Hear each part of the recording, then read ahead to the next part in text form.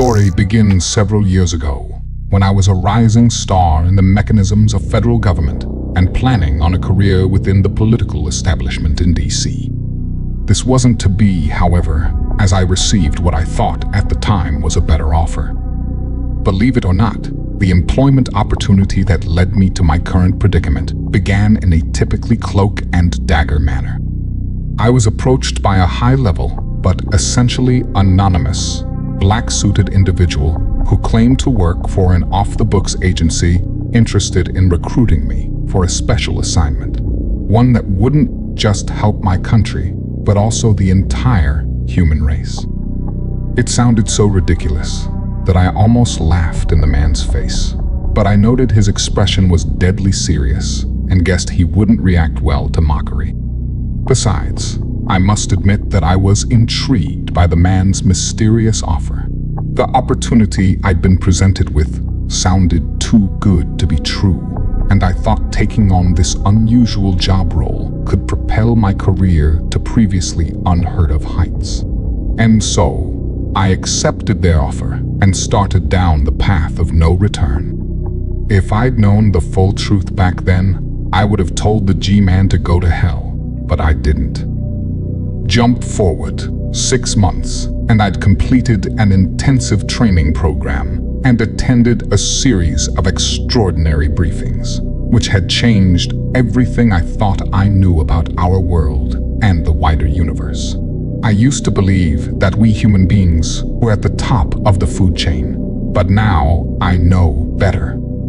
It's hard for me to pinpoint the exact moment when my courage failed me, and I realized I no longer had any control over my situation. It wasn't when I was flown on board a military transport plane to a secret base in the Solomon Islands, where I received my final briefing on this highly classified mission. Sure, I was nervous when they strapped me into my seat on board an experimental X-37C orbital test vehicle, the best in the US Space Force's inventory. I believe I stood up pretty well during our launch into orbit as I joined the small club of humans who have traveled to space, although the actual numbers are far higher than most people know. I thought about the significance of the event and importance of my mission, whilst also realizing that few would ever know what we'd embarked upon. Only a select number at the top echelons of the US government knew of my mission, and the X-37 launch was a highly classified secret. Our rivals in China and Russia would be watching closely, of course, but their governments had been briefed and were in support of our operation. On this issue, if nothing else, all the nations of the Earth were on the same side. If the launch into orbit wasn't scary enough, our approach to the alien ship was truly terrifying. We saw the image on screen, that of a huge cigar-shaped spaceship capable of interstellar travel, which dwarfed our own small craft and was adorned with high-tech weaponry beyond our wildest dreams.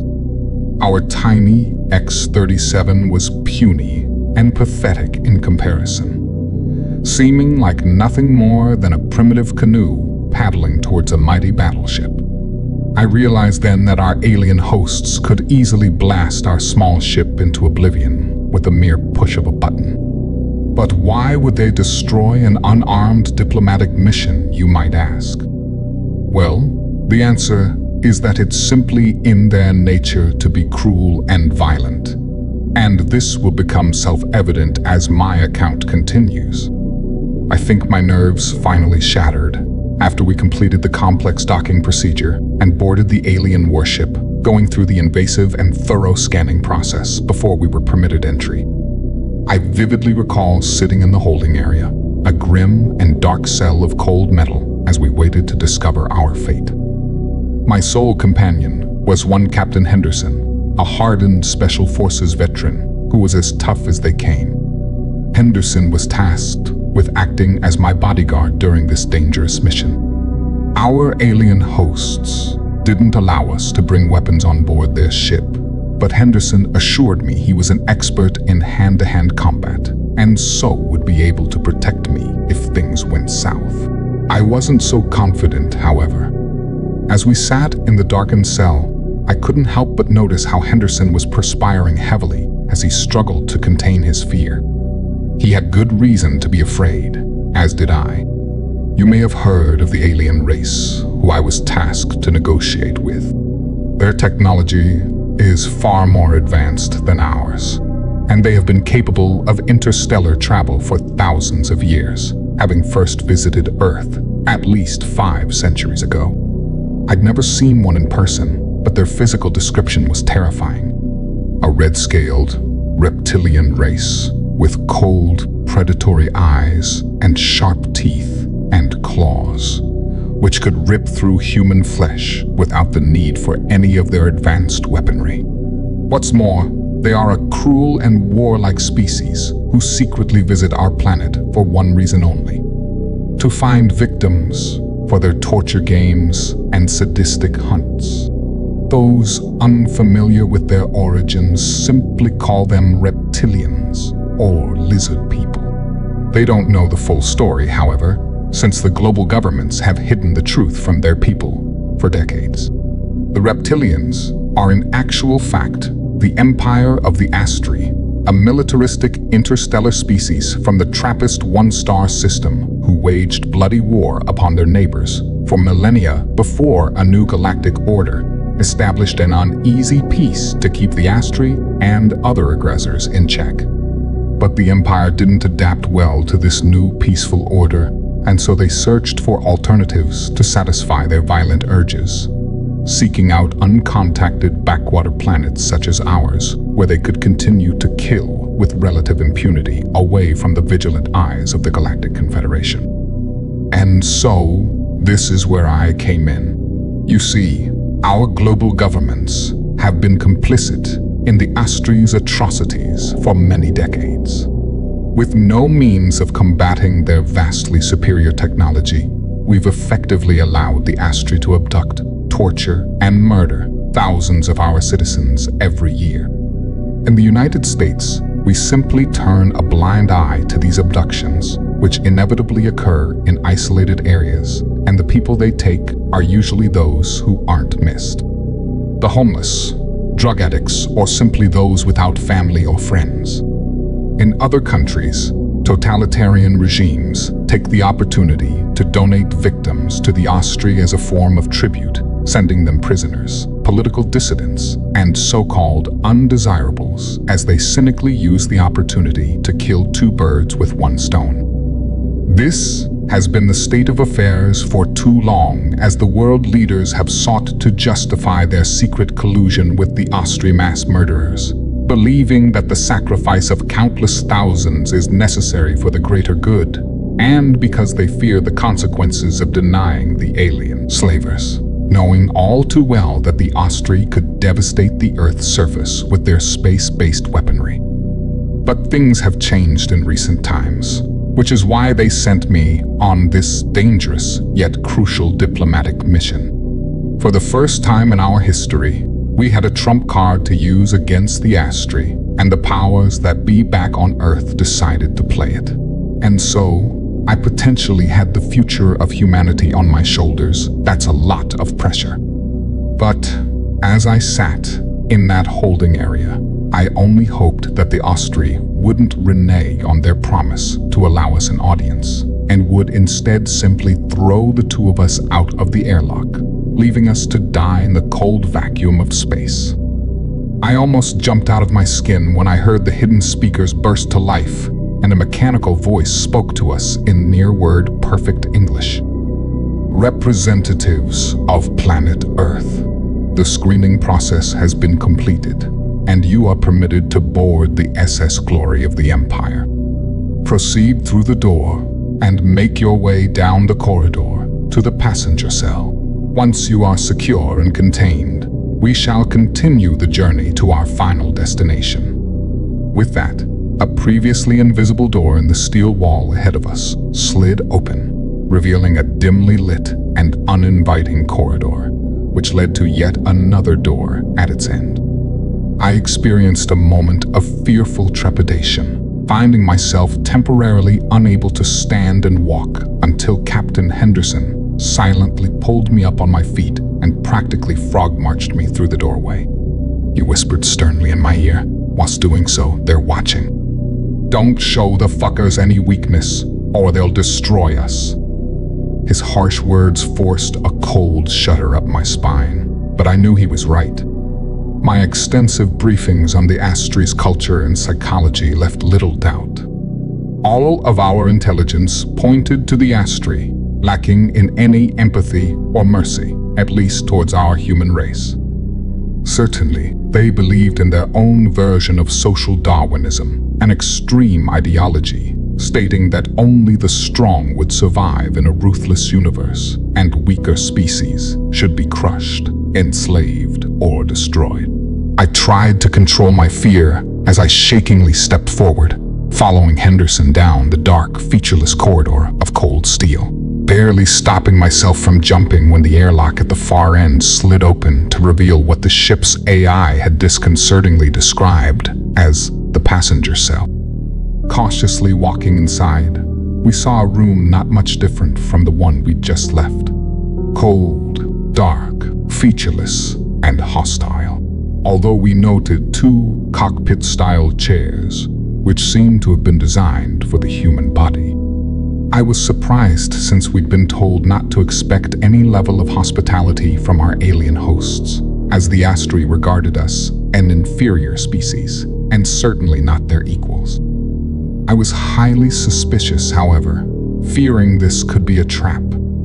Looking to the hard-faced Captain Henderson, I thought about asking him what he thought of this, but then I remembered that our hosts were almost certainly watching and listening to everything we said and did, so I decided against it. Henderson took his seat without uttering a word, quickly and efficiently strapping himself in for the space journey to come. I followed his lead, watching him closely as I repeated his actions to secure my seatbelt. I didn't know how Henderson knew what to do and how he stayed so calm and confident under the circumstances. I supposed it was his training kicking in, as he quickly adapted to this alien environment. I wish I had his confidence, but what we were facing scared the shit out of me. The experts from NASA and the Air Force had warned us that we'd be making a journey that would last months or even years in one of our rockets in the space of a few short hours. We had little knowledge of the Astry's technology, and most of our assumptions regarding their spacecraft were based on theory only. The assumption at the time was that Henderson and I would be traveling farther out than any Earth-based life form had done before, and we would be subjected to a G-force which no human being had previously experienced. They had no idea whether our bodies could survive the journey, and we had to take whatever assurances the Astry had given regarding our physical safety with a pinch of salt. So, you can imagine the fear I experienced when the ship's engines came to life, and we were propelled through space at a tremendous speed. Imagine my surprise and relief when I discovered that our journey was not only survivable, but also relatively comfortable. No worse than my time on board the X-37, which transported us into orbit. The flight deep into our own solar system lasted a mere 3 hours, and I felt my confidence growing as I realized we would make it through this leg of the journey. Maybe the Astry were genuine about wanting to enter negotiations, I told myself. Perhaps they were finally granting us the respect we felt we deserved. This is what I thought. But now I know I'd been lulled into a false sense of security. I remember the moment we arrived at our destination, the ship slowing as a shutter screen on the far wall of our cell opened to reveal a stunning scene. Before us was Jupiter, the majestic gas giant and largest planet in our solar system. I stared out of the porthole in stunned awe, admiring the mighty planet's glorious atmospheric bands and the famous Great Red Spot, an enormous anticyclonic storm which had raged for centuries and was large enough in dimensions to swallow up the Earth several times over. I found myself mesmerized by Jupiter's beauty and felt very humbled, knowing that I was one of the first human beings to observe the planet with the naked eye. The alien ship descended through Jupiter's orbit, accelerating towards the gray and rocky moon, which I recognized as Europa. As we approached the moon, I spotted a grotesque artificial structure half buried in its rocky surface, a collection of steel fortifications and powerful space-based weapons, which I understood were connected to a vast network of subterranean tunnels and chambers. My jaw dropped as I surveyed the ugly and austere facility, the Austri's main base in our solar system. The Europa outpost has existed for decades, and Earth's governments have known about it for just as long. The Voyager probes had observed and photographed the facility from afar, and many other missions have documented it over the years. We knew it was the Asti's main staging post for its clandestine raids on Earth, but little else. Going in, I didn't know what to expect, but I was sure our alien hosts were showing us their moon base as a means of intimidation. There were signs of battle all around as we descended, and I noted the twisted debris of destroyed ships and war machines trapped in Jupiter's orbit. Meanwhile, the surface of Europa was riddled with fresh craters, surely the result of orbital bombardment or misdirected missiles. I silently glanced across at Henderson and noted the disappointment in his eyes, a feeling which I shared. Both of us had hoped the Astri would have suffered greater damage. As I've said before, Earth's governments have long been helpless in the face of Astri incursions, but this has recently changed. A year before I was recruited to this secret diplomatic mission, our space watchers observed a fierce battle in Earth's orbit, as an Astri hunting ship was engaged and apparently destroyed by a vessel of unknown origin. This event might have remained a mystery had it not been for the unexpected landing of a small capsule deep in the American Midwest. This escape pod contained 2 human survivors who had an extraordinary tale to tell. Through their first-hand accounts, we not only learned the horrifying truth of what the Astri did to their abductees, but we also discovered the existence of a potential ally, the Galactic Confederation, whose forces are at war with the rogue Astri hunters. News of the space battle finally forced our leaders into action, and a secret council demanded that the Astri agree to a meeting to renegotiate the terms of our agreement. But this wasn't the end of the story. During my training, we received word of a second space battle detected by our long-range telescopes as a small fleet of ships assaulted the Europa base, resulting in an amazing yet terrifying display of fire and fury. We hadn't known the outcome of the battle until now, but it seemed clear that our hosts had won the fight. I experienced a terrible foreboding as our ship made the final approach down to the vast moon base, the mighty vessel being dwarfed by the huge sprawling facility as we docked on a landing bay with a heavy metallic clunk. I was beginning to realize just how far behind humanity was in this arms race. Once the ship docked, we received further instructions from the disembodied robotic voice. We have arrived at the Empire's Alpha facility. You should remove your restraints and wait for our representative, who will guide you inside the base. We did as told, Henderson and I sharing a look as we undid our seatbelts and stood up. The far door activated, and I mentally prepared myself to see an Astri warrior in the flesh for the first time. I'd heard the witness descriptions and seen what few photographs and film footage we had of them, but this wasn't adequate preparation. I took a deep breath as the automated door slid open, but was disappointed by what I saw on the other side. We were met by some kind of robotic drone hovering in the air as its scanners and cameras observed us and collected data.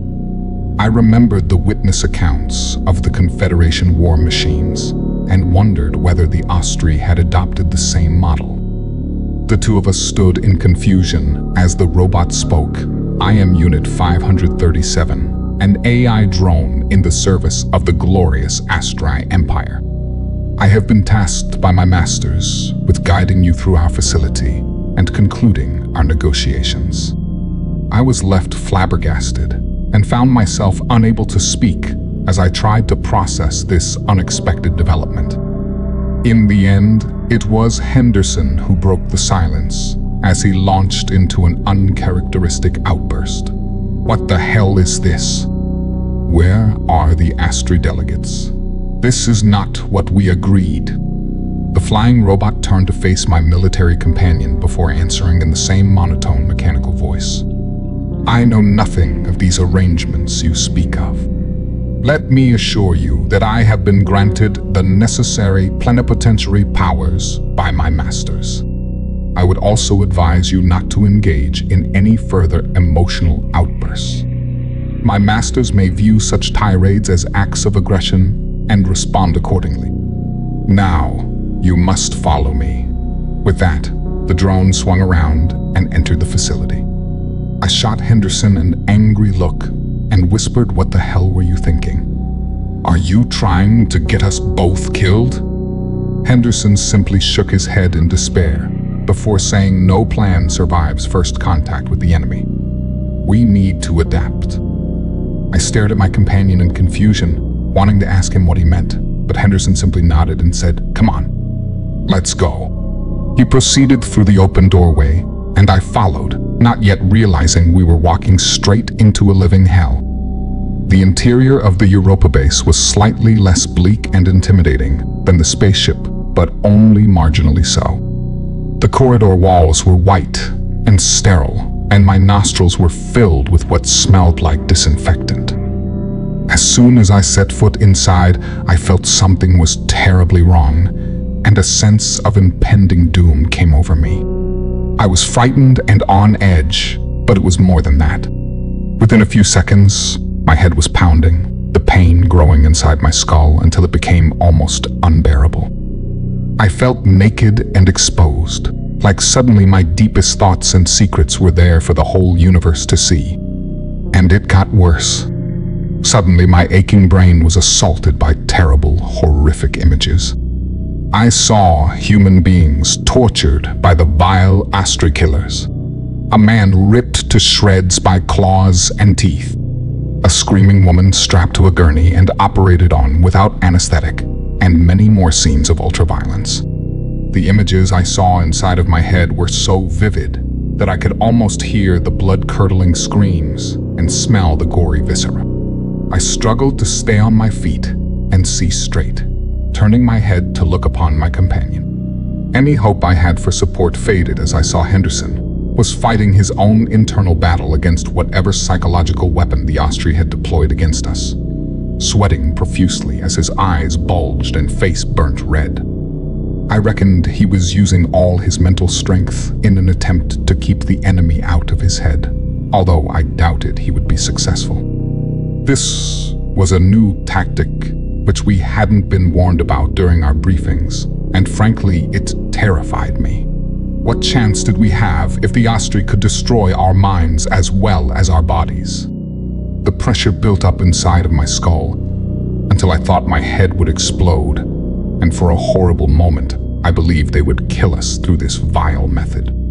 But the assault upon our brains ended as suddenly as it had begun, the pressure lifting and sadistic images disappearing, although I couldn't forget the horrors I'd seen. Our robotic guide acted like nothing had happened, leading us to yet another automatic door at the end of the sickly white corridor as it turned to address us in its deadpan, mechanical voice. "My masters thought you might wish to visit your fellow Homo sapiens, who we accommodate at this facility. I will now show you our holding pens." I felt a sickness deep in the pit of my stomach after hearing the drone's emotionless words, casting a glance towards Henderson in the moment before the next door slid open.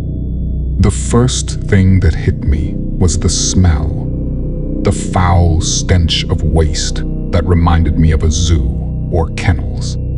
And then I heard the wails. Screams of agony and pain, which I was horrified to learn, came from human lips. Our robotic guide led the way as Henderson and I entered into a living hell under glaring artificial lights. We were sickened yet awestruck at the horrific scenes we witnessed. Beyond the doorway was a vast bunker filled with rows of steel cages stacked on top of each other all the way up to the ceiling. we saw thousands of small 6'6" cages, each containing a human prisoner abductees imprisoned by the Astrai for their sadistic purposes. I saw people of all races and creeds, male and female, young and old. Their alien captors treated them all with the same contempt and cruelty. All were naked except for the ugly shock collars secured to their necks. And as I walked closer, I saw how all were emaciated and left to live in their own filth. Many bore scars and injuries, surely as a result of the torture they'd endured. Others looked sick, and more than a few appeared to be on the verge of death. But the most horrifying moment came when the many prisoners noticed our presence, the word quickly spreading through nervous but excited whispers between the cages. Suddenly, thousands of eyes lit up with something very dangerous indeed: hope. A moment later, and thousands of voices were calling out in dozens of languages, crying and begging as we walked past them, pleading for us to save them. I couldn't take it. The hellish din was too much. The worst thing is, I realized we were powerless to help these damned souls. Even if the Astri did agree to release their prisoners, we had no means of transporting them back to Earth. I doubted any of these poor bastards knew where they were, but they surely guessed what terrible fate awaited them. I felt like dropping down to my knees and rolling into a protective ball as the desperate wails nearly burst my eardrums. But then all the prisoners emitted a new sound, one of shocked pain, as every one of their number collapsed in agony, screaming as they clutched hold of their throats and squirmed on the floors of their cages. To my horror, I realized that the prisoners' shock collars had all been activated simultaneously as a form of collective punishment. Despite my terror, I screamed out in anger and challenged our guide. "How fucking dare you? You damn savages have no right to treat our people this way." I realized how foolish my words were as soon as I spoke them. The drone swerved around to face me, and I wondered why I'd taken my anger out on an AI, which merely served the cruel Astrai, and probably had no capacity for independent thought. The hovering robot looked over me with its inbuilt cameras, lights flashing on control panels as it processed data. And when the machine spoke, its words didn't contain even a trace of humanity. "Quiet. I have warned you both about the consequences of emotional outbursts. Let us proceed to the amphitheater, where you may witness the fruits of my master's work." With that, the robot turned and flew forwards, leaving Henderson and I to look upon the defeated prisoners, all wounded and silent as they glared down upon us with disappointment in their eyes. And they came to the terrible realization that we weren't here to help them. And somehow, those silent, reproachful looks were even worse than their screams and cries for mercy. I thought this was as bad as it could get, but then we exited the prison chamber and entered a whole new circle of hell. We walked out onto an empty stand overlooking an oval-shaped arena with a circular pitch around 100 foot in diameter, surrounded by 10-foot walls on every side. The surface of the arena was covered by a strange plastic-like substance, although the oval had a primitive and low-tech feel when compared to the rest of the facility. However, I was amazed at the sheer size of the moon base, which could accommodate a small stadium. Racking my brains, I tried to think, and I soon realized how this zone reminded me of a Roman Colosseum, and my heart sank as I considered the terrifying implications of my observation. Suddenly, our attention was drawn to a ring of VIP-style boxes set above the stands as steel shutters slowly ascended to reveal a terrifying scene. This was the first time I saw them in the flesh. The Astri, dozens of alien dignitaries sitting and standing in luxurious boxes behind thick glass, all looking down upon us with a sadistic glee in their cold, reptilian eyes, as they exposed their fangs and salivated from their snout like mouths.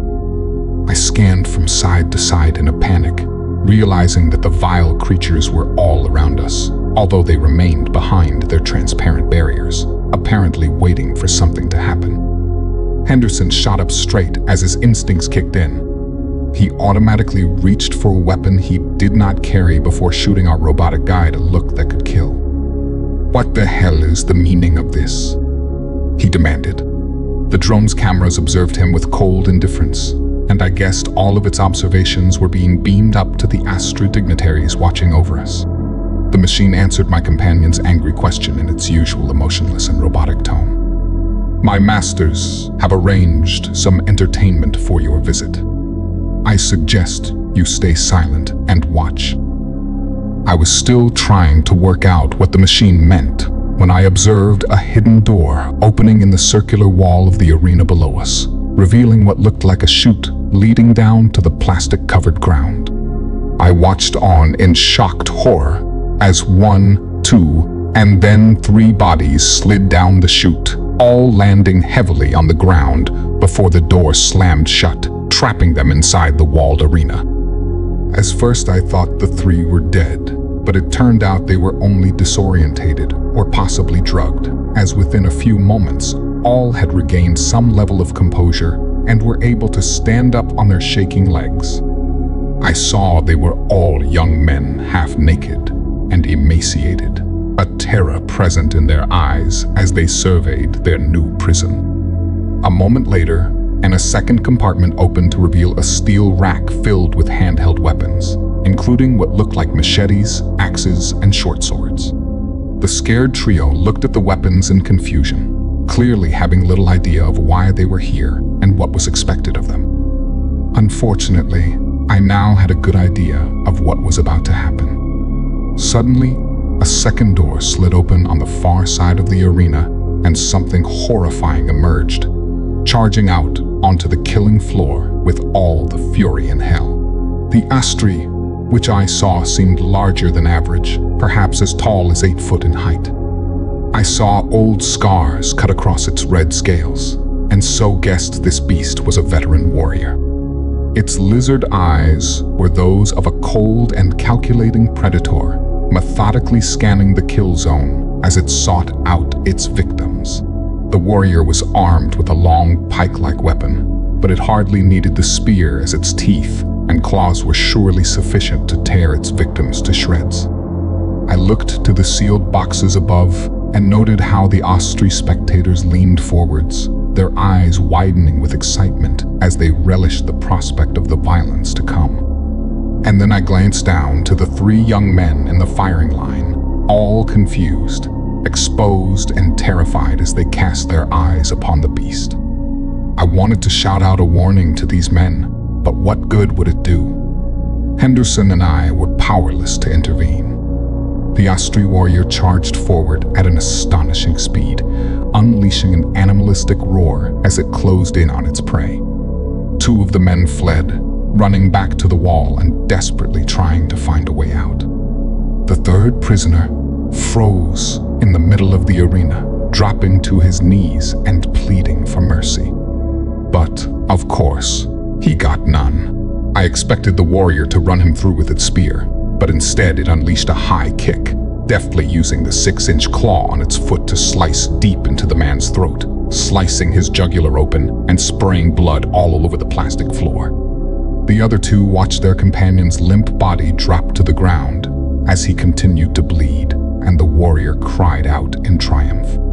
The surviving men now knew that their only chance was to fight, and so they grasped hold of primitive weapons from the rack. The first taking a machete and the second arming himself with a sword. The sword-wielding man looked oriental in origin and seemed to have some combat skills. He was brave too, running forward to meet the warrior head-on and parrying the heavy blows from its spear. The fight didn't last long, however, as the sheer force of the Astri's attacks knocked the man down, forcing the sword from his hands. The human screamed as the alien brought its foot down upon his head, burying its claw deep into his skull. The 3rd and final man wasn't much of a fighter, but he did take his chance, attacking the beast from behind and hacking at it with his machete. The Astri's scaly hide was thick, but the blade still penetrated, causing the beast to cry out in pain and fury. It was hurt, but not badly, soon turning around to face its attacker. The human took one look into the alien's killer eyes and broke, throwing down his weapon and fleeing across the arena. The warrior didn't miss a beat, lifting its spear and throwing it with immense strength. The projectile flew through the air, striking the man in the back and impaling his body against the arena's wall. The dying man twitched as his life drained away, and the alien warrior roared in celebration of its bloody victory. Its fellow Austri were equally happy at the outcome, banging their claws against the glass in excitement as their sadistic urges were satisfied. I looked to Henderson and saw his fists were clenched tight and his face was red with fury. As for me, I just felt sick to my stomach at the atrocity we'd been forced to witness. I shook my head in disgust as I looked upon the hovering machine and spluttered out my emotional words. What's the point of all this? Why bring us all the way out here, just to watch our people getting tortured and killed? I thought you wanted to negotiate. Damn you. The robot paused briefly before delivering its telling response. Actually, my masters agreed to these negotiations in good faith. Your side has broken the terms of our agreement. I was left astonished and confused by this statement. What the hell do you mean? I demanded. Your scan came up clear, the machine explained, but your companions raised a red flag. I turned to face Henderson only to find he would not meet my eye. I noticed how his face had dropped and turned pale white as the sweat dripped from his pores.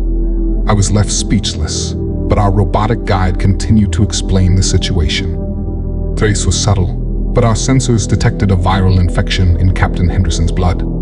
Analysis of the virus confirms that it is genetically modified, specifically designed to be harmless to Homo sapiens, but lethal to the Astri species.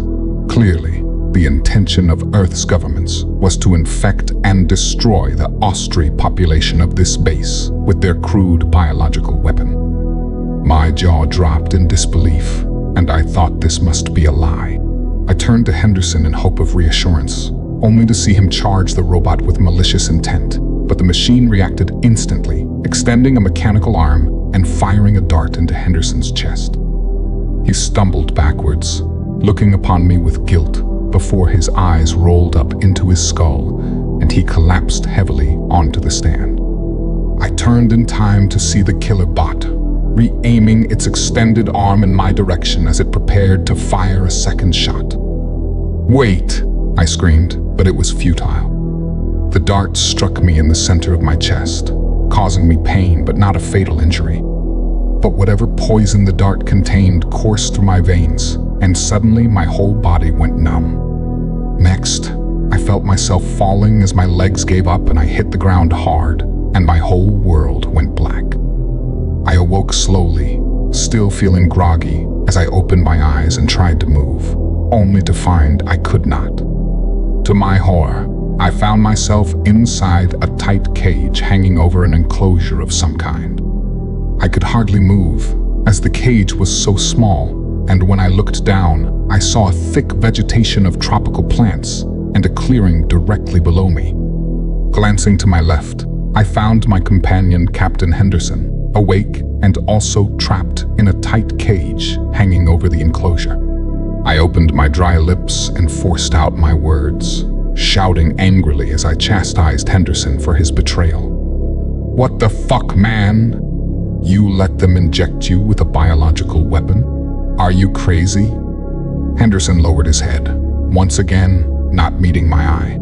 I was only following orders. Whose orders? I screamed.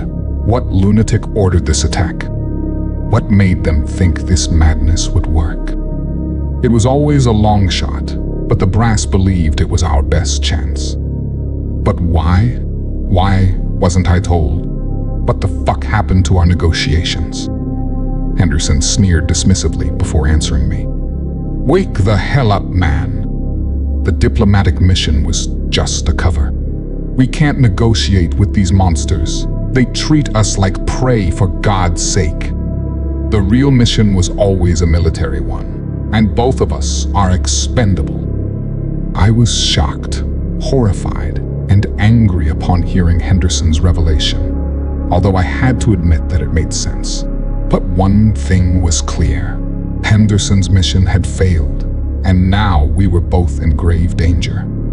As if on cue, we heard a heavy rustling from the vegetation below as something big tore through, making its way towards the clearing. I knew whatever beast they'd unleashed would be bad, but what emerged into the clearing was beyond my worst nightmares. My limited words will never do the monster justice, but the best comparison I can make is to a black spider grown to an enormous size.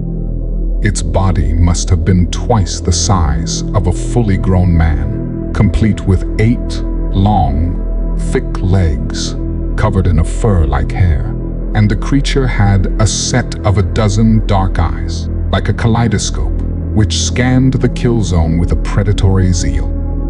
But, as if all this wasn't bad enough, the spider-like beast also had a long and thick tail with what looked like a stinger at its end. Sharp, protruding, and dripping with what I guessed was some kind of deadly venom. The monster squealed with excited glee when it saw us hanging in our cages, and I guessed what our captors had in store for us. There was an ominous beeping noise, and a moment later the bottom of Henderson's cage opened up, causing him to plummet down to the clearing below. I heard a sickening crack as he landed heavily and guessed that the military man had broken his ankle. But to his credit, he got up on his feet and faced the monster. The beast scurried forwards on its 8 legs, screeching like a banshee as it lashed out with its stinger. Henderson managed to dodge the first 2 attacks, but the third struck him in the shoulder, causing him to scream in pain as he fell to the ground. I could only watch on in shocked horror as the wounded Henderson attempted to crawl to safety, but the monster struck him again, using its stinger to impale the helpless man through the back. My companion screamed again, louder this time. He looked up at me with pain and terror in his bloodshot eyes, and a moment later, the beast dragged him back into the thick undergrowth, Henderson still screaming as he faced his terrible fate. I didn't want to imagine what was happening to my companion, but just then, a familiar robotic voice called out to reveal the horrifying truth. My masters want you to know that the Predator will not kill Captain Henderson. She will lay her eggs inside of his still living flesh, keeping him alive until they hatch, after which her offspring will feast upon him. The whole process will last several days and will be excruciating for your companion. I shuddered in cold terror, the sickness rising from the pit of my stomach as I dry retched in disgust. I could barely speak through my trembling lips, but somehow managed to utter a reply. I suppose you mean to do the same to me? No, my captor replied. My masters will spare you and allow you to return to your home planet. You are being spared to deliver a message to your leaders. Tell them what you saw here and inform them that their treachery has been exposed. There will be repercussions for their deceit in due course. In the meantime, we are doubling the quota and expect delivery of the next batch of tributes within 1 of your weeks. Failure to comply will result in severe penalties. Those thinly veiled threats chilled me to my bones as I continued to hear Henderson's muffled screams, and my cage was slowly lifted away from the beast's enclosure. As it happened, the Astri kept their word and sent me home. I'm almost ashamed to admit my relief at living through the ordeal, and now I'm racked with survivor's guilt, not to mention terrified of what the Astri will do next. Once I got home, I was inevitably debriefed extensively and aggressively by various government suits and military brass, continuously ordered to recount the events of our botched mission. I think they knew how badly they'd fucked up and were truly frightened of the inevitable backlash. I believe some of my interrogators would have liked to pin the blame on me, but I guess others disagreed because I was eventually released. I expect I'm not much longer for this world, however, as several witnesses have fallen victim to unfortunate accidents in recent months. Our leaders are scared because they know the Astri could come for them at any time. They'll do anything to save their own skins and to cover up their mistakes, and this includes sacrificing thousands of their own people as tributes to these monstrous killers. And so, I have decided to tell my story before it's too late. The threat we all face is more serious than ever, and our governments are complicit in the Astri's atrocities. I don't know how we can win this war, but we must stand and fight, because the price of doing nothing is too much to bear.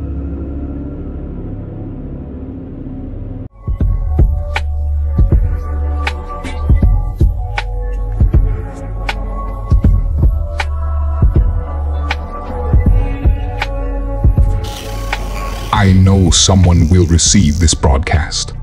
Sooner or later, our signal will reach one of the parties involved in this conflict.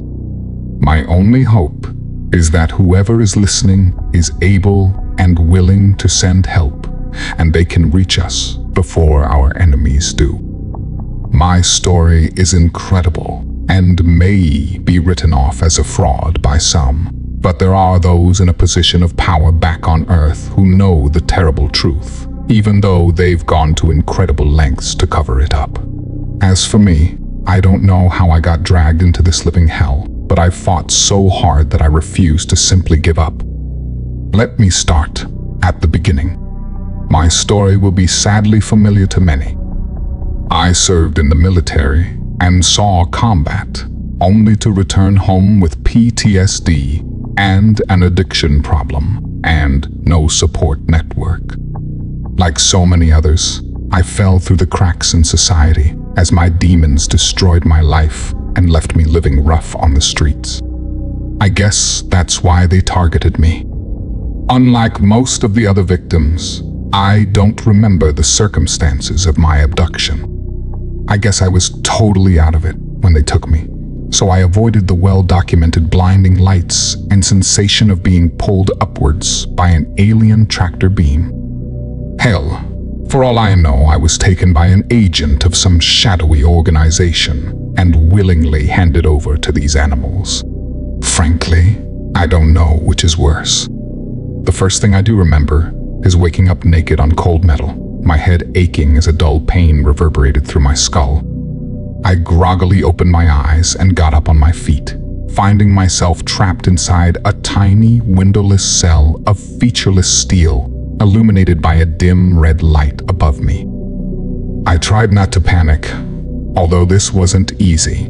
I struggled to control my breathing and fought hard to avoid having an anxiety attack, instead focusing on my surroundings.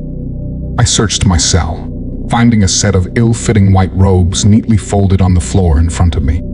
I was suspicious, but also freezing cold, and so decided to dress myself in the garments provided. Feeling slightly more confident, I placed my hands upon the cold metal walls of my cell, feeling blindly for a door or exit.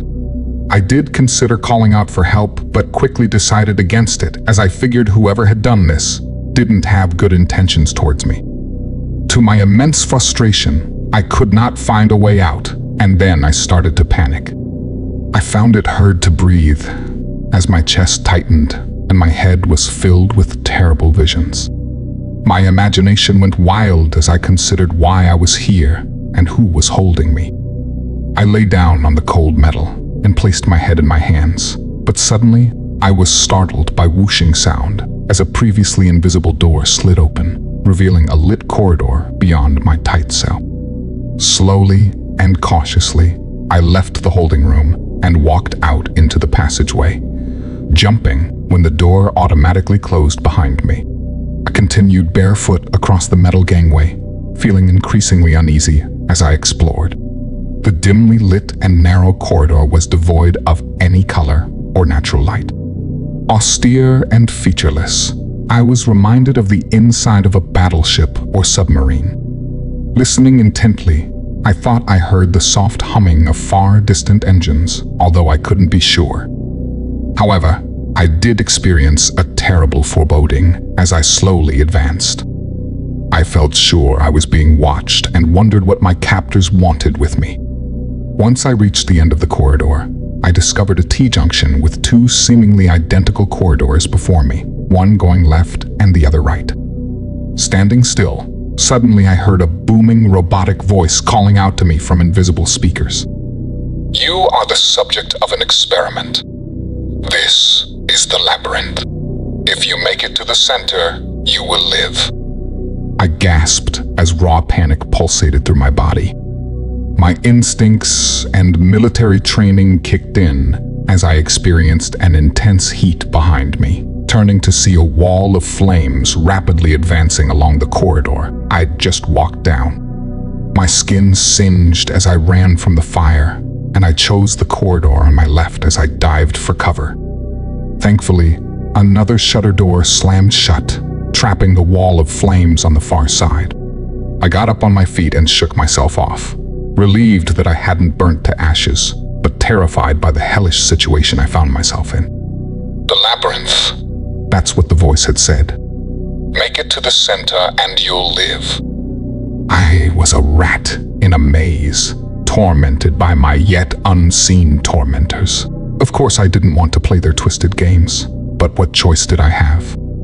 Despite the hell my life had become, I wanted to live. I continued walking, advancing deeper into the labyrinth whilst keeping my eye out for traps. I made my way down several narrow passageways, all appearing identical to the last. I had no clue whether I was heading in the right direction or not. Come to think of it, I had no idea of how large this maze was or how I would reach the center. For all I knew, this was all just a twisted game planned by my captors, and they were simply toying with me. The fear was building inside of me, a sickness rising from the pit of my stomach. Somehow, I knew something bad was coming, but I never could have guessed at the threat I was about to face. I froze when I heard it. A low, animalistic growl from the corridor behind me. I turned slowly, seeing a monstrous shape in the shadows, and suddenly, the invisible speakers blared, and the same mechanical voice called out to me. "Meet your competition. Only one of you will make it out of here alive." I experienced an icy cold shudder as I watched the figure approach, and I saw the monster's true form under the dim light. The horror I witnessed was impossible, but yet real. There stood a werewolf, or at least a close approximation of one. The beast was over 6 foot tall, its muscular body covered in thick, matted fur. When I looked to the beast's face, I was surprised to see it had 3 pairs of eyes, all black and glaring menacingly towards me. But what really concerned me was its thick claws and sharp teeth, saliva dripping from its maw as it advanced. I backed up, raising my hands defensively in a futile attempt to defuse the situation. Then the disembodied voice called out once again. "Your competitor has an unfair physical advantage. Time to balance the odds." Suddenly, a panel in the wall to my right shot open to reveal a small storage area with a set of handheld weapons contained within a rack. Instinctively, I grabbed hold of a machete and faced the beast, bracing myself as the wolfman roared and charged toward me. My opponent was fast, and I barely dodged the first attack. But I didn't escape unscathed as the beast's claws cut into my side. I squealed in pain and shock, but the cut wasn't deep, and so I stayed on my feet. Thrashing out with my machete, I returned the favor, cutting the beast's back and forcing it to roar in agony. Blood had been drawn on both sides, and I prepared myself for the next attack, turning to face the wounded beast. I saw the anger in its 6 dark eyes, and knew it meant to kill me. One of us would surely be dead, in a matter of seconds or so, I thought, but events were to intervene. The beast was about to pounce when we were hit by a powerful explosion as the wall itself was blown in. The blast threw both me and my opponent to the floor. I hit my head on the cold metal gangway and was dazed for a moment. Slowly, I regained my senses and rose to my feet, coughing and spluttering as I made my way through the dust and debris. To my astonishment, I saw a huge hole in the wall of the labyrinth, quickly filled as a motley crew tore through the gap. I ducked and rolled myself into a protective ball as a mob of bodies charged past me in a mad scramble. I saw a dozen or more pairs of feet, glancing up to see human bodies most dressed in sparse robes or rags like me, while others were entirely naked. All were whipped up into a frenzy, their eyes filled with mad rage and a fiery determination. Most were armed with handheld weapons, machetes or short swords, although a few carried advanced-looking firearms that I didn't recognize. A second later, and a small but deadly robotic war machine floated through the newly created hole in the wall. The drone hovered above me, observing me with its inbuilt cameras and apparently deciding whether or not I constituted a threat. I froze, expecting to be cut down at any moment, but then a hand reached out and helped me to my feet. I looked into the eyes of my rescuer and saw a hint of compassion behind a hardened exterior. The young woman who'd helped me up looked like she'd been through the wars, her face drawn and eyes tired and bloodshot. When I saw her skin, I noted deep and barely healed scars and wondered what tortures she'd endured. In fact, all of the humans present appeared emaciated and bore signs of torture upon their naked bodies. And yet these people were far from defeated as they waved their weapons in the air and prepared for battle. "I don't understand," I muttered weakly. "Me neither," the woman replied. "All I know is that we're free. These Astri bastards have tortured us all and murdered our friends. Now it's time for payback." I didn't know who she was and what she meant, but reckoned I was better sticking with these guys rather than the alternative of facing an unknown enemy alone. The hovering robot seemed to be leading the mob and delivered its instructions in a monotone voice. "Follow me.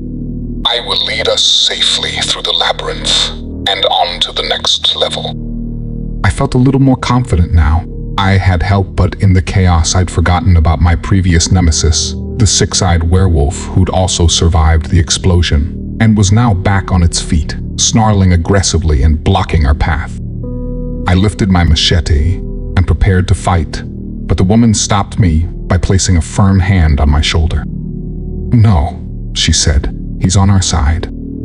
I looked to her in utter bafflement, but the woman remained steadfast. "Just watch," she said. We stood back as the machine advanced towards the growling werewolf. But instead of attacking, the drone communicated with the beast, speaking in what I guessed was the alien wolf's native language. This sounded to me like a series of unrecognizable grunts and growls. Nevertheless, the werewolf responded to the communication in kind, and its body language quickly changed from aggressive to relatively friendly. To my disbelief, the beast who had almost killed me moments before was now an ally. It made no sense, but I didn't dwell on the confused situation, instead joining my new comrades as we followed our robotic guide and tore down the tight corridors. Before long, we reached a solid wall, and I feared we'd made a wrong turn. But then the machine called out to us saying, "Stand back." Raising its robotic arms, the machine fired two powerful rockets, which slammed into the metal wall, demolishing it in a mighty explosion, which knocked me off my feet. Pulling myself up, I followed the scrum as we charged through the newly created hole and emerged into a whole new level of hell. Leaving the so-called labyrinth, we found ourselves inside a massive chamber, which looked like some kind of docking bay, except the cargo were hundreds of prisoners held in stacked cages. So many frightened humans with ugly shock collars secured around their necks. But I hardly had time to take in the horror, as suddenly every one of the cages opened automatically, and the collars dropped off the prisoners' necks, freeing them all at once. Some were reluctant to leave their prisons, hanging back like they thought they were being tricked. But others bolted out of their cages without hesitation, crying with fury as they leapt down onto the metal gangway and armed themselves with whatever weapons they could lay their hands on. Most of the prisoners were human, but to my utter astonishment, I saw other species amongst their number. Exotic aliens of various descriptions. There were several other werewolf-like creatures similar in appearance to the one I'd fought back in the maze. There were other humanoid creatures too. Some tall and hairless and others short, stumpy and covered in thick fur. Most bizarre was a pink octopus-like being which slithered across the cold metal surface, using the suckers on its tentacles to propel itself forward. Despite their differences, all the prisoners seemed united in their desire to escape and seek bloody vengeance upon their captors. But who had done this to us, and why? I had no time to ponder this question, but did receive an answer of sorts as the situation quickly escalated. A blaring alarm sounded throughout the chamber, and a moment later, a shutter door at the far end of the docking bay shot open, revealing a platoon of monstrous alien foot soldiers who quickly joined the fray. "Ostry," my female companion cried, a cold terror now evident in her voice. I watched on in horror as 24 red-scaled reptilian killers armed with guns and war pikes fanned out in military formation, their cold and predatory eyes full of malice and the claws on their feet clicking in anticipation as they attacked. The gunners struck first, filling the chamber with needle-like bullets, which literally tore human flesh to shreds, slaughtering dozens and spilling their blood and guts on the metallic floor. Next, the spear-wielding warriors jumped into action, charging forward and setting upon escaped prisoners, impaling them or slashing their throats with their claws. "Come on," the woman screamed. "We've got to fight, otherwise they'll kill us all." Her rallying cry was very effective, because the mob surged forward with a righteous fury, throwing themselves at the Ostry soldiers in a desperate wave of violent attacks. The alien stormtroopers cut down dozens, but still they came. The woman and others used their stolen guns to lay down covering fire, while machete-wielding humans thrashed out at the Astri. The captors were stronger and tougher, but they didn't have the numbers. One by one, the Astri were overwhelmed and cut down by furious gangs of freed prisoners. In the midst of the bloody chaos, I saw the same werewolf I'd previously sparred with jumping on top of an Astri soldier, ravaging the enemy soldier with his claws and teeth in a savage attack. Next, I witnessed the octopus-like being seize a gun from the claws of another reptilian guard with one of its tentacles.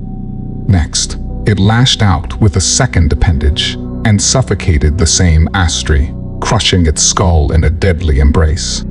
For a time, I stood paralyzed, watching in horrified awe as the savage battle played out before my eyes. But I was brought back to reality when one of the reptilians charged at me, pike extended as it roared in fury. I reacted on pure instinct, using my own blade to parry the first attack. We sparred for a few moments, thrashing out at each other and dodging attacks, but the Astri was bigger, stronger and faster than I was, and so the alien soon gained the upper hand, knocking the weapon from my hand and forcing me down to the ground. The snarling beast stood over me, holding its war spear aloft as it prepared to strike its killer blow. I closed my eyes and prepared for death, but suddenly a shot rang out. I looked up in time to see the Astri's head explode into bloody viscera, its scaled body collapsing heavily onto the hard floor. Getting to my feet, I turned around and saw my gun-wielding savior, the woman from the labyrinth who'd led the resistance. Once again, she held out her hand to help me up, which I gladly took. "Thank you," I mumbled. "You're welcome," she said with a faint smile on her dry lips. "My name's Natasha, by the way." I smirked, acknowledging the insanity of making introductions in the middle of this violent chaos. "Nevertheless," I replied in kind, saying, "Nice to meet you, Natasha. I'm Jamie." For a brief moment, we rediscovered some humanity amongst all the terror and anarchy, but the bloody battle raged on around us, and so there was no time for sentimentality. By now, the Astri fighters were on the back foot. Most of their number had been butchered, while the last half-dozen laid down suppressing fire to cover their retreat. The assault against them was led by the same war machine that had guided us through the labyrinth, firing rockets down upon the enemy with a ruthless efficiency. But the price paid for these gains had been a heavy one, as the docking bay was littered with the bodies of humans and other species, the bay floor splattered with their blood and guts. I was saddened to see my former nemesis amongst the dead, the six-eyed werewolf from the labyrinth. He'd fought bravely, but had ultimately been cut down by a barrage of Astri bullets. In fact, almost all of the dozen escapees who'd fought through the maze with us were now dead. The carnage affected both Natasha and I, and we both stood for a moment in stunned horror before a new voice called out to us from the distance, shouting, "You two over here." We turned to see a pale-faced and emaciated middle-aged man dressed in white robes standing in an open doorway and repeating his call, "Come here, quickly, I can help you." We didn't know this man, but he was a fellow human being, and so I decided we needed to trust him. Sprinting, we ran through the bodies and made our way to the doorway, where we were greeted by the mysterious stranger. Our would-be savior waved us inside before shutting the door behind us. We found ourselves inside of what looked like an elevator, a tight steel container which automatically rose, taking us up to the higher levels and away from the blood-soaked combat zone. I relaxed during the temporary respite we enjoyed, but could not do so for long. Natasha and I were quick to survey our surroundings, noting the stern-faced man who'd called us over and invited us inside, his eyes intensely observing us while his lips remained tightly shut. But what drew our attention was the creature which cowered behind him. I instinctively jumped up when I saw it. A reptilian being similar to the Astri warriors I'd just seen, but also notably different. Its scales colored a light brown instead of red. What's more, the creature was significantly shorter than an Astri, less than 5 foot in height, and it was far less aggressive in its nature.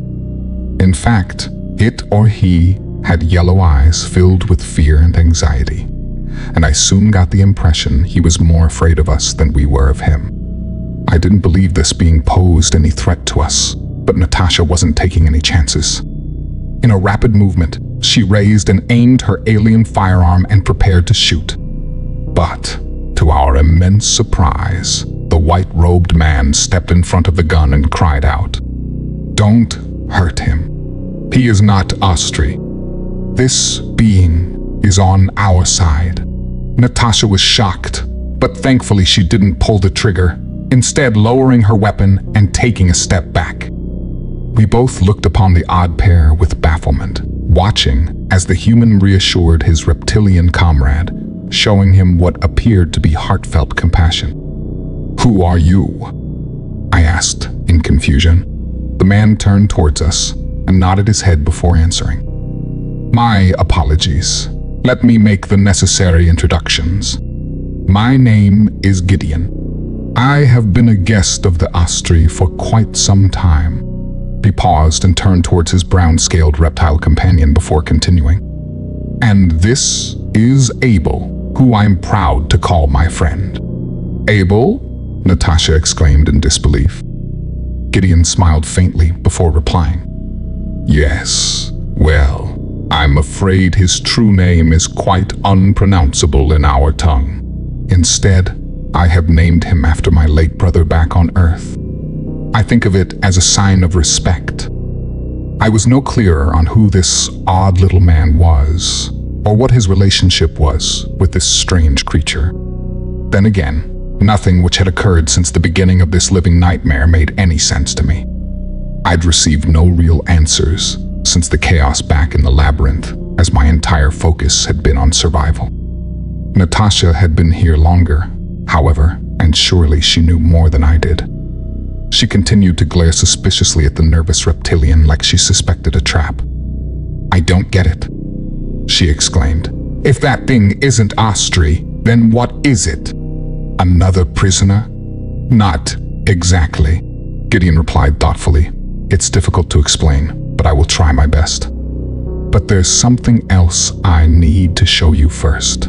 It won't be an easy thing to witness, but alas, it is necessary to experience the full extent of the horror before you can understand the truth." Natasha and I shared a look of cold terror as we considered the horrifying meaning behind Gideon's cryptic words. I was prepared to demand further answers, but a moment later, our elevator came to a halt and the doors slid open to reveal a horror beyond my worst nightmares. "Welcome to the Astri's Temple of Pain, the pinnacle of their culture," Gideon said grimly as he and Abel stepped inside. It's hard for me to describe the interior of the Astri Temple, if that's the right word for it. The lighting inside was a dim shade of blood red, giving the chamber a foreboding appearance from first glance. Nevertheless, the entrance to the room was fairly unremarkable, consisting of what I guessed were the alien equivalent of pews, places for the Astri worshippers to sit or kneel, whilst they participated in whatever twisted ceremonies occurred within this hellish chamber. But it was impossible to ignore the vile centerpiece that adorned the far wall, standing above the pews in the same position one would expect to find a crucifix in a Christian church. The Astri's equivalent was surely the result of bad science, resulting in a twisted mosaic of skin and flesh, all meticulously sewn together in a sickening display. I'd seen enough death in my time to know that the horrific exhibit was constructed from real human bodies, and the foul stench confirmed this was so. And then there were the faces contained within the fleshy canvas, 13 human faces detached from their skulls and sewn into the hellish tapestry, their eyes shut, but mouths still hanging open. Against my better judgment, I slowly walked down the aisle towards the sickening idol, horrified by what I saw but somehow unable to turn away from it. And then it happened. The faces suddenly came to life, their eyes opening all at once to reveal 13 lost souls, all long since overtaken by terror and madness. They glared out at us, acknowledging the presence of fresh victims to their torturous existence. And then they opened their collective mouths to reveal the utter darkness within. I don't know how they exerted any noise through their non-existent throats, but suddenly they screamed as one. A blood-curdling, soul-destroying wail, which reverberated throughout the small temple, rising to a terrifying crescendo, which forced me to cover my ears in a vain attempt to drown out the horror. Natasha ran to my side, screaming, "Make it stop." I looked to Gideon and Abel, who appeared quite calm throughout the terrible cacophony. Gideon nodded to his alien friend and shouted to be heard over the screams. "Time to end this." Abel gently nodded his head and activated a control panel on the wall beside the mosaic of skin, using his thin, claw-like fingers to type in a command. We heard a bleeping sound, and a moment later the screaming abruptly ended, the 13 pairs of eyes closing and the disembodied faces dropping. We held a moment of solemn silence before Gideon spoke softly, saying, "Finally, these poor souls are at peace." Natasha and I stood by in shocked silence, unable to find the words to react to the savagery we'd just witnessed. Once again, It was left to Gideon to offer an explanation of sorts. You know, I used to believe the Astri were invincible, that they were so superior to us, and their cruelty was akin to a sadistic child pulling the wings off a fly. I'm ashamed to admit that I once served them when I thought I had no other choice. I believed I deserved to die as punishment for my complicity in their crimes, and this was so nearly my fate. But Abel was the one who rescued me just moments before a fiery death. He paused, looking with affection upon the odd lizard-like alien. He was the one who showed me the truth and proved to me that our enemy can be beaten. After all, Abel's people know the Astri better than we ever could. I still don't understand. Natasha interrupted. Who is he? And what the hell is all this? Gideon nodded his head thoughtfully, looking to his alien companion before replying. Yes, I suppose answers would be helpful. Our time is limited, and so I will try to be concise. The true name of Abel's species has long been erased from history, although I will refer to them as the Gaians. In any event, they had the misfortune of evolving on the same planet as the Astri millions of years ago. The two races are related in a similar way to Homo sapiens and Neanderthals back on Earth, except both subspecies survived to establish their own independent civilizations. The Astri came from the savage jungles, where they needed to fight against fierce predators for limited resources. Meanwhile, the Gaians lived upon the more peaceful plains, valleys, and coastlines where their civilization thrived. While the Gaians focused on science, culture, and enlightenment, the Astri developed into a cruel, warmongering race who sought to resolve all disputes with bloody violence. Abel's ancestors were certainly technologically superior to their planetary rivals, developing space flight when the Astri were still killing each other with muskets and pikes. They could have destroyed the savage Astri millennia ago and saved the galaxy centuries of pain and suffering. But alas, the Gaians were a peaceful and trusting people, and so they let them live. Gideon paused briefly, a faint smile on his lips, but a terrible sorrow apparent in his tired eyes. You can probably guess what happened next. The Astri betrayed them, Natasha answered angrily. Correct, Gideon confirmed. They used brutal violence against their planetary rivals, committing a near genocide while subjecting the survivors to permanent slavery. And the Astri also captured the Gaian spaceships and advanced technology, ultimately allowing them to expand their savage empire across the galaxy. I shook my head as suddenly this nightmare was starting to make sense to me. But there were still so many unanswered questions. But why all this?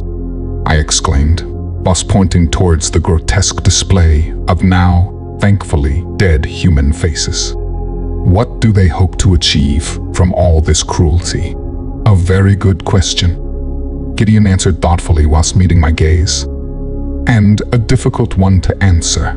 We humans have committed horrific atrocities too, of course, both against our own species and the animals we share our planet with. Still, on some level, most human beings know the distinction between right and wrong. Not so for the Astri. I'm afraid they have no moral compass left after millennia of savage warfare and intergalactic genocide. But it's more than that, isn't it? Their violence and passion for torture has developed into a religion of sorts, a twisted cult of death built upon the pain and suffering of their many victims. At least, this is what I once thought, but now I see the truth. The Astri aren't the galactic master race they claim to be. Their power is based on the terror they inflict upon their victims, but they are nowhere near as strong as we've been led to believe. This is why Abel and I created the necessary conditions for this rebellion. We shall take this slave ship from the enemy and send a message to the galaxy. They need to know that the Astry's days are numbered. I noted the passion which entered Gideon's voice as he spoke those last words and wondered what hellish personal journey he'd been on to reach this point. There were further questions I wanted to ask, but there was no time. Abel typed more digits into the control panel before walking over to his human friend and whispering in his ear. Before long, Gideon shared the latest news with us. The battle is all but over, he proclaimed, but there is little reason for celebration.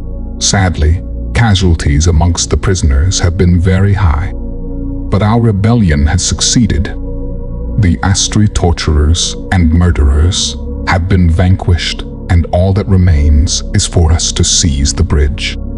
From there, Abel can take control of the ship and bring us home. Now, shall we?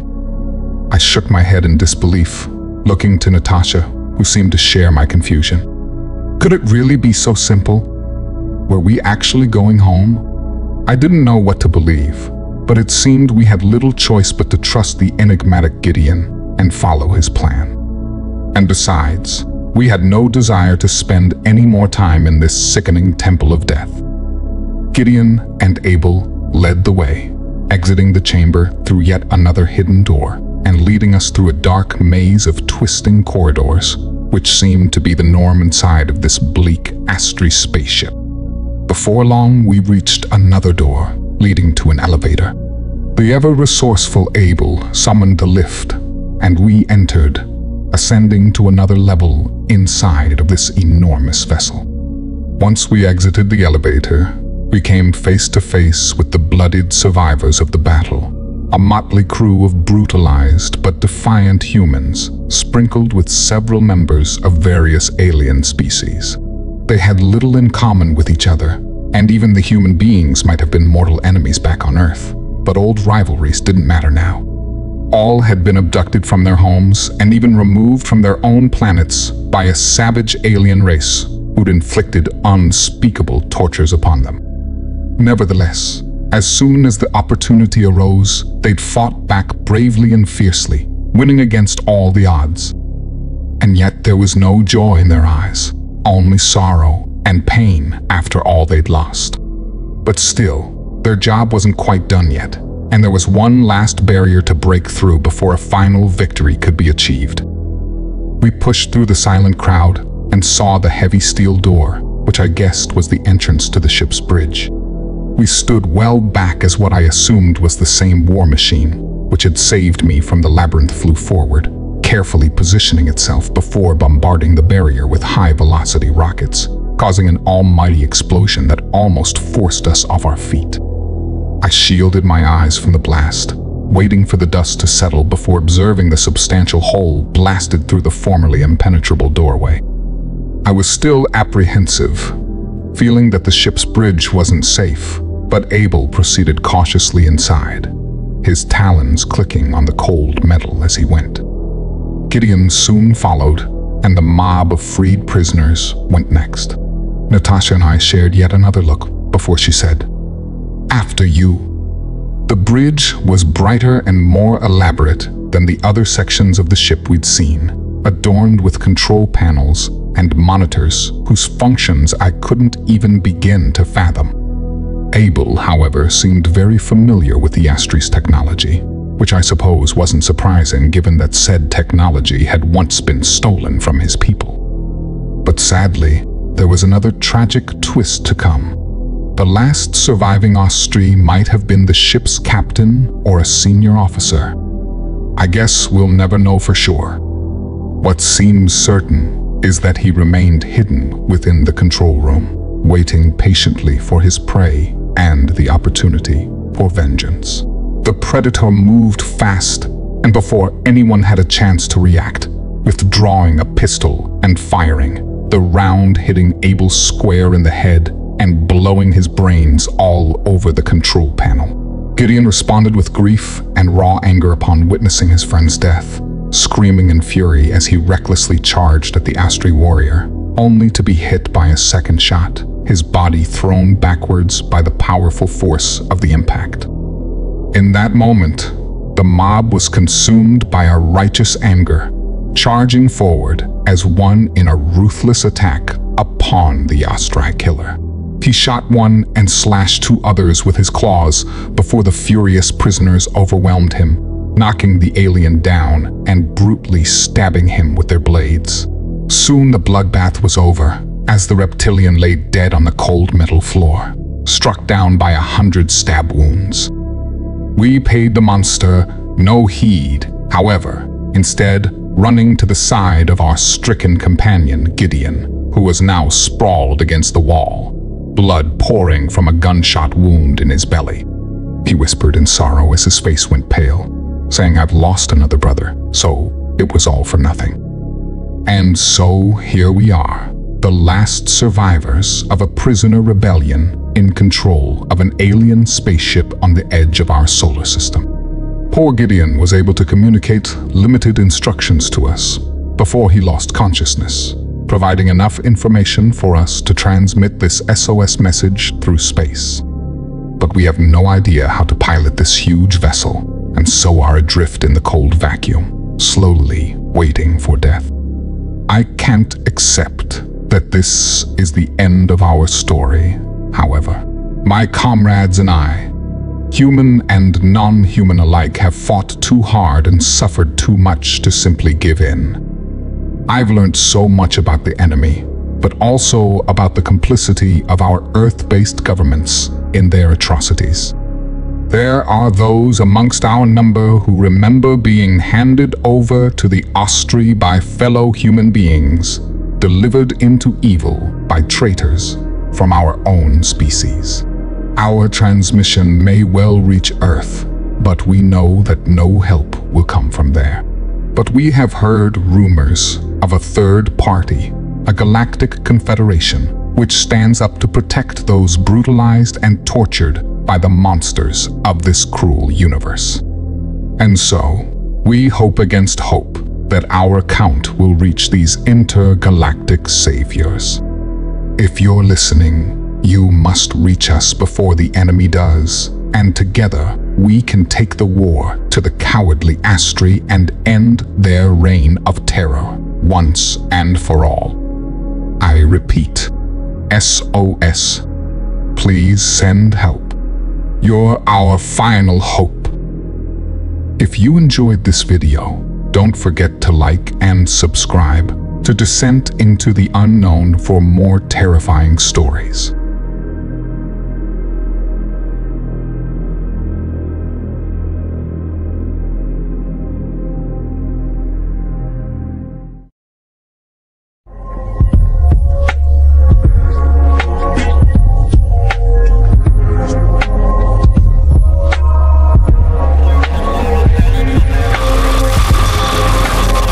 This is a message to the citizens of the planet Earth. I am speaking to all races and creeds, to the people of all nations and religions. Our petty differences and disputes, they mean nothing now. We must unite under a common cause, or face the prospect of annihilation. My name is Jamie Wallace, and I am a soldier in an intergalactic war, which our Earth-based governments have gone to extraordinary lengths to hide from the public. Well, I'm here to tell you the truth. Your leaders have been lying to you all for decades, and they are not keeping you safe. My story is one shared by countless thousands, an invisible army of tortured survivors, thrust into a bloody war we never asked for, against an enemy we didn't know existed.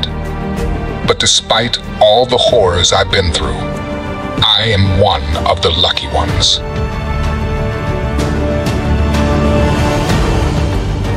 After my abduction, I was thrown into the midst of a prisoner uprising. A rebellion which saved me from hideous torture and a violent death. But it was a case of out of the pot and into the fire as I joined a mob of desperate prisoners and fought back against our alien captors, a monstrous and sadistic reptilian race known as the Astri. Our rebellion was successful as we fought and killed the entire ship's crew of Astri soldiers and torturers before taking control of the bridge. But victory came at a high price, as dozens of human and alien prisoners died during the battle, including our leaders, a long-suffering but philosophical human called Gideon, and his mysterious alien friend named Abel. Unfortunately, these two were the only ones who knew how to pilot the Astri ship, and so we survivors were left stranded in deep space. Having transmitted a desperate SOS message we didn't think anyone would ever receive. The next few days were a time of fear and desperation as we split the survivors into two groups, one of which tried in vain to operate the baffling Astri ship's controls, a task that proved to be impossible due to our limited understanding of their advanced technology. Meanwhile, the second group were tasked with exploring the huge Astri slave ship to find the food and water we needed to keep our band alive. Natasha and I were assigned to this second group. We'd first met during the madness of the uprising, on board the slave ship. She'd saved my life, and we'd fought side by side, developing a close bond in the process. Natasha was a brave young woman, no doubt about it. She'd fought and survived against the odds, but Natasha had been the Astri's prisoner for several months before the rebellion and had suffered unspeakable physical and psychological torture at their hands. The horrors she'd suffered through had changed Natasha. She'd developed a deep-seated hatred of the Astri and wanted to see their entire race wiped out. I could understand where her anger came from, but it scared me to see how far she had fallen. Unfortunately, our exploration of the huge Astri transport ship only exacerbated her anger, as well as my own, as we discovered yet more evidence of Astri atrocities. Within the dark, winding corridors and multiple torture chambers, we found many more victims, some human and others being members of various alien races. Some of those were already dead, strapped to metal gurneys, their rib cages cut open and internal organs removed. Natasha grimly told me how the Astri liked to perform unnecessary surgery upon their captives without using anesthetic. Other victims had been mutilated in equally horrific ways, their heads and limbs removed with surgical precision. Sometimes their dismembered corpses had been carefully stitched together in grotesque displays. Astri art is what Natasha called it. But worse still were the living victims, those on the edge of death who had been purposefully kept alive by the Astri to prolong their torture.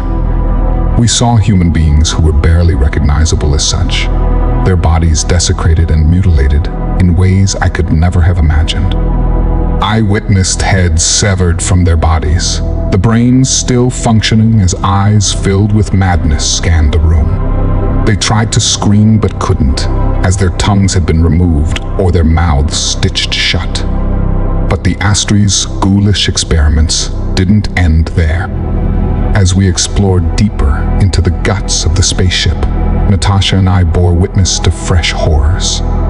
Abominations resulting from the enemy's twisted science. Human bodies chopped up and stitched back together with those of alien species. These poor wretches clung to life, but had no understanding of what had been done to them, screaming in horror and unimaginable agony when we found them. There was only one thing we could do for these torture victims: put them out of their misery. We went from cell to cell, firing bullets into the heads who begged for death, the final relief from their torturous existence. By the time it was over, we were both sickened, but also seething with anger. If I had a living Astri before me in that moment, I would have gladly inflicted torture and violence upon it, making it suffer as I sought vengeance on behalf of their many victims. we found sufficient supplies to keep our party alive. But although we had sufficient food and water, we had no idea how long the power and life support systems would last. And so every hour that passed was marked by an almost unbearable tension. But then, after several days adrift in deep space, we saw a needle-shaped ship appearing upon the monitors in the bridge. The control panels suddenly coming to life as the ship's sensors detected the incoming vessel. I vividly recall the look of cold terror in Natasha's eyes as we watched the smaller ship dock with ours. You must understand that we had no idea who was aboard the spaceship and suspected it was an Astri vessel bringing an assault force to reclaim their property and punish us, the rebel hijackers. Natasha clutched a tight hold of her pistol, the fear behind her eyes replaced by a stern defiance as she turned to me to give her orders, a fiery intensity entering her voice as she spoke. If it's the Astri, we'll fight them to the last man, but promise me this, Jamie. If the bastards are going to overwhelm us, just put a bullet in my head. I'm not going back to the cages. Never again. I looked into her intense eyes and knew that she meant it. And frankly, I couldn't blame her. I made no effort to talk Natasha out of her desperate plan, instead merely nodding my head in the affirmative. Within minutes, we'd mobilized all of our ramshackle army, hastily building barricades in the docking bay and arming ourselves with salvaged Astri weapons as we waited for the interlopers to come. I felt a rush of adrenaline as the mystery ship docked with a heavy metallic clunk. Moments later, and the airlock was sealed before the shutter door slowly slid open. I kept my finger poised on the trigger, ready for whatever horror emerged from the other side. I think we all expected a squad of Astri shock troopers to burst through the breach. I'm just relieved that no one got trigger happy and opened fire prematurely, because the single being that emerged from the airlock was not an Astri. Far from it. The figure that stepped out was not a human, but nor was it a red-scaled reptilian, which would have marked it out as an enemy. The being was humanoid, tall, slim, and standing about 7 foot tall. His skin was pale and entirely hairless, although he wore dark robes to cover his elongated body. His egg-shaped head held 2 large and dark eyes, which surveyed us all with fearless curiosity. When his slit mouth opened, he spoke to us in a song-like voice, and somehow we all understood his words without the need for a translator. "Citizens of Earth, I come in peace," he said, whilst raising his 4-fingered hands in a passive gesture. "My name is Uriel, and I am a representative of the Galactic Confederation. I am unarmed and come to you as a friend." Natasha and I glanced at each other, sharing a look as we considered our next action. It was possible that this was a trick, but I didn't believe so.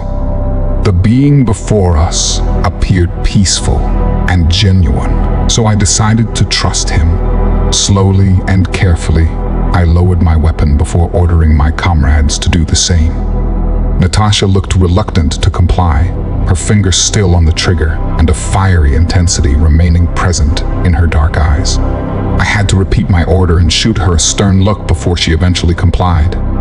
The alien who'd introduced himself as Uriel shaped his slit-like mouth into what might have been a smile before saying, "My new friends, I cordially invite you on board our ship, where we will provide you with subsistence and medical attention. After your people are rested, we can discuss our next steps." There was still some reluctance amongst our number, and so I led the way, holstering my weapon and walking forward towards the strange being, smiling as I greeted my savior and entered into a new alliance. Our rescuers were good to their word and provided us with fresh clothes and food tailored to our needs, allowing us time to rest and wash and providing medical assistance to any who needed it. The interior of their spaceship was in stark contrast to the Astris. Instead of dark, featureless twisting corridors, we were treated to aesthetically pleasing colors and light. And instead of torture chambers and cells, we were greeted with comfortable cabins and friendly aliens of various species working in unison for a common cause. This was the Galactic Confederation, the antidote to the cruel and twisted empire of the Astri.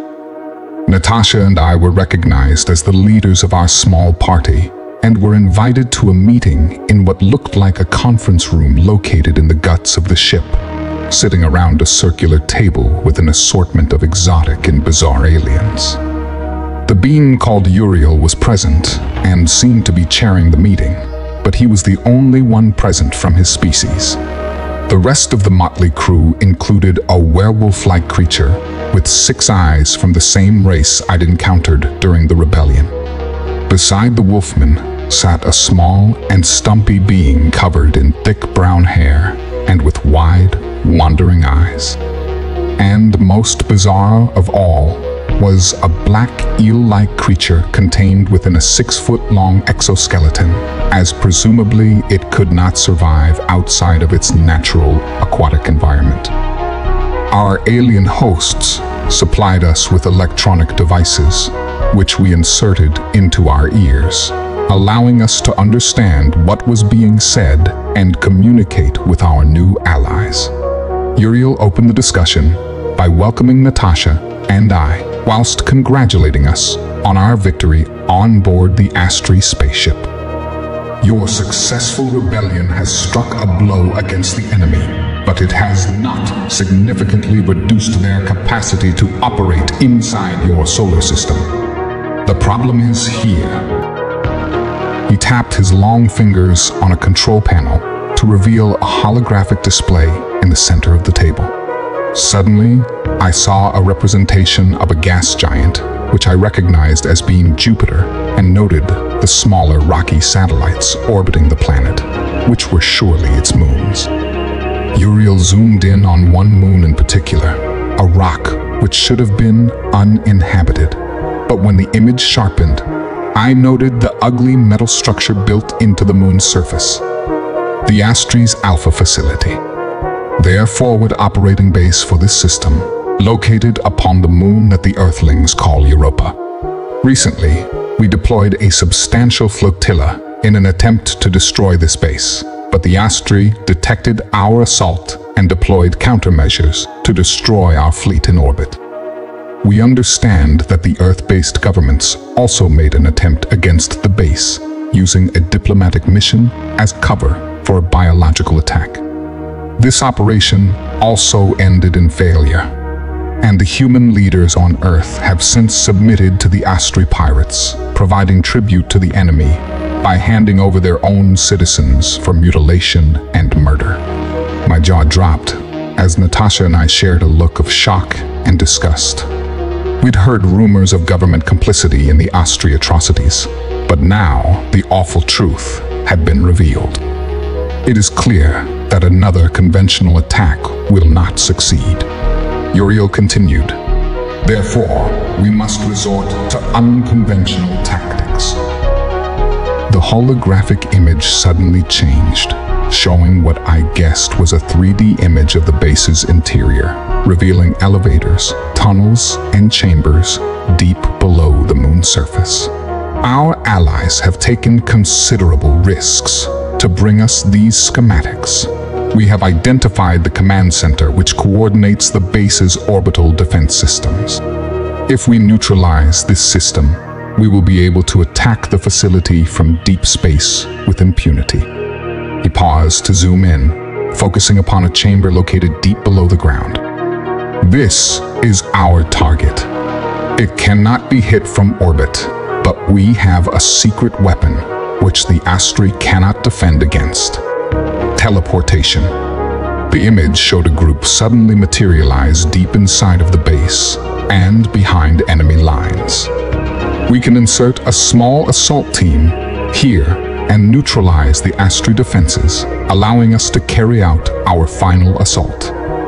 I was just about following the briefing. Talk of teleportation and orbital assault were clearly beyond my understanding, but the basic strategy the alien had described seemed sound. I still had one question, however.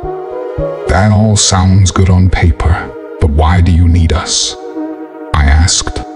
Uriel smiled through his slit-like mouth before answering. Our assault team will be greatly outnumbered once we teleport into the facility. We have the element of surprise on our side, but our projections predict this will not be sufficient. Therefore, we need a distraction to divert Ostri forces away from the control room. The vast majority of the prisoners held in the base are human. You both have already led a successful prisoner rebellion and can do so again. We're asking you to set your people free so they can join the fight and defeat our mutual enemy. The alien paused before continuing. I realize we're asking a lot of you, given all you've already suffered. He didn't even get a chance to finish his sentence before Natasha interjected. We'll do it, she said firmly. I glanced across at my companion in shock, astonished that she'd committed us both to this dangerous mission without even consulting me. But deep down, I knew she was right. We were the only ones who could carry out this part of the operation, and we had to go in to save our fellow humans. We were soldiers in this war now, and there was no turning back. During the next few days, Natasha and I were subjected to intensive training in preparation for the attack.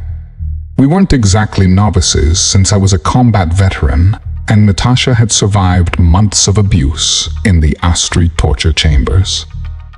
Nevertheless, we had to learn to use advanced Confederation weapons and how to fight effectively against Ostri warriors. This was done through the use of full immersion VR technology, which literally placed us in a replica of the Ostri's moon base, where we had the opportunity to fight scarily realistic digital representations of enemy warriors. It was after one particularly intense and draining training session when Uriel came to see me, addressing me as I was removing my headset and equipment. "How is your training progressing?" the alien asked, his large, dark eyes focused upon me with a curious intensity. "Good," I repeated, not really knowing what more I could say. "The attack will commence tomorrow," Uriel said suddenly. "Our assessments show you are as ready as possible for combat. Unfortunately, there is no effective way to prepare you for teleportation. It is not a pleasant process, but I can assure you that the necessary safety protocols are in place." I gulped in dismay, feeling a cold terror run through me as I considered the alien's words, but I maintained my tough front, replying with typical bravado. "Well, I'm looking forward to killing a lot of Ostri." Uriel produced what I believed was a frown before he asked his next question. "You have hatred for the enemy?" "Of course," I shot back in surprise. "Didn't you see what they did to the prisoners?" "Yes, indeed," Uriel replied. "We have documented the atrocities committed as evidence against the Ostri Empire. Sadly, these are scenes we have witnessed all across the galaxy as we take the fight to the enemy. They're animals," I cried, "worse than animals. Violence is the only language they understand." "Yes," Uriel said thoughtfully. "You were the Ostri's prisoner for only a short space of time, isn't that right? Your female companion suffered worse at their hands." I thought of Natasha, and the anger rose up inside of me. "You can say that again. They tortured her for months, murdered her friends. You would understand if you'd suffered what she had." For the first time, I noticed a glimmer of emotion in the alien's eyes before he answered. "The Ostri killed my entire family. They executed them one by one and made me watch." My jaw dropped. I was astonished by Uriel's admission and couldn't find the words to respond.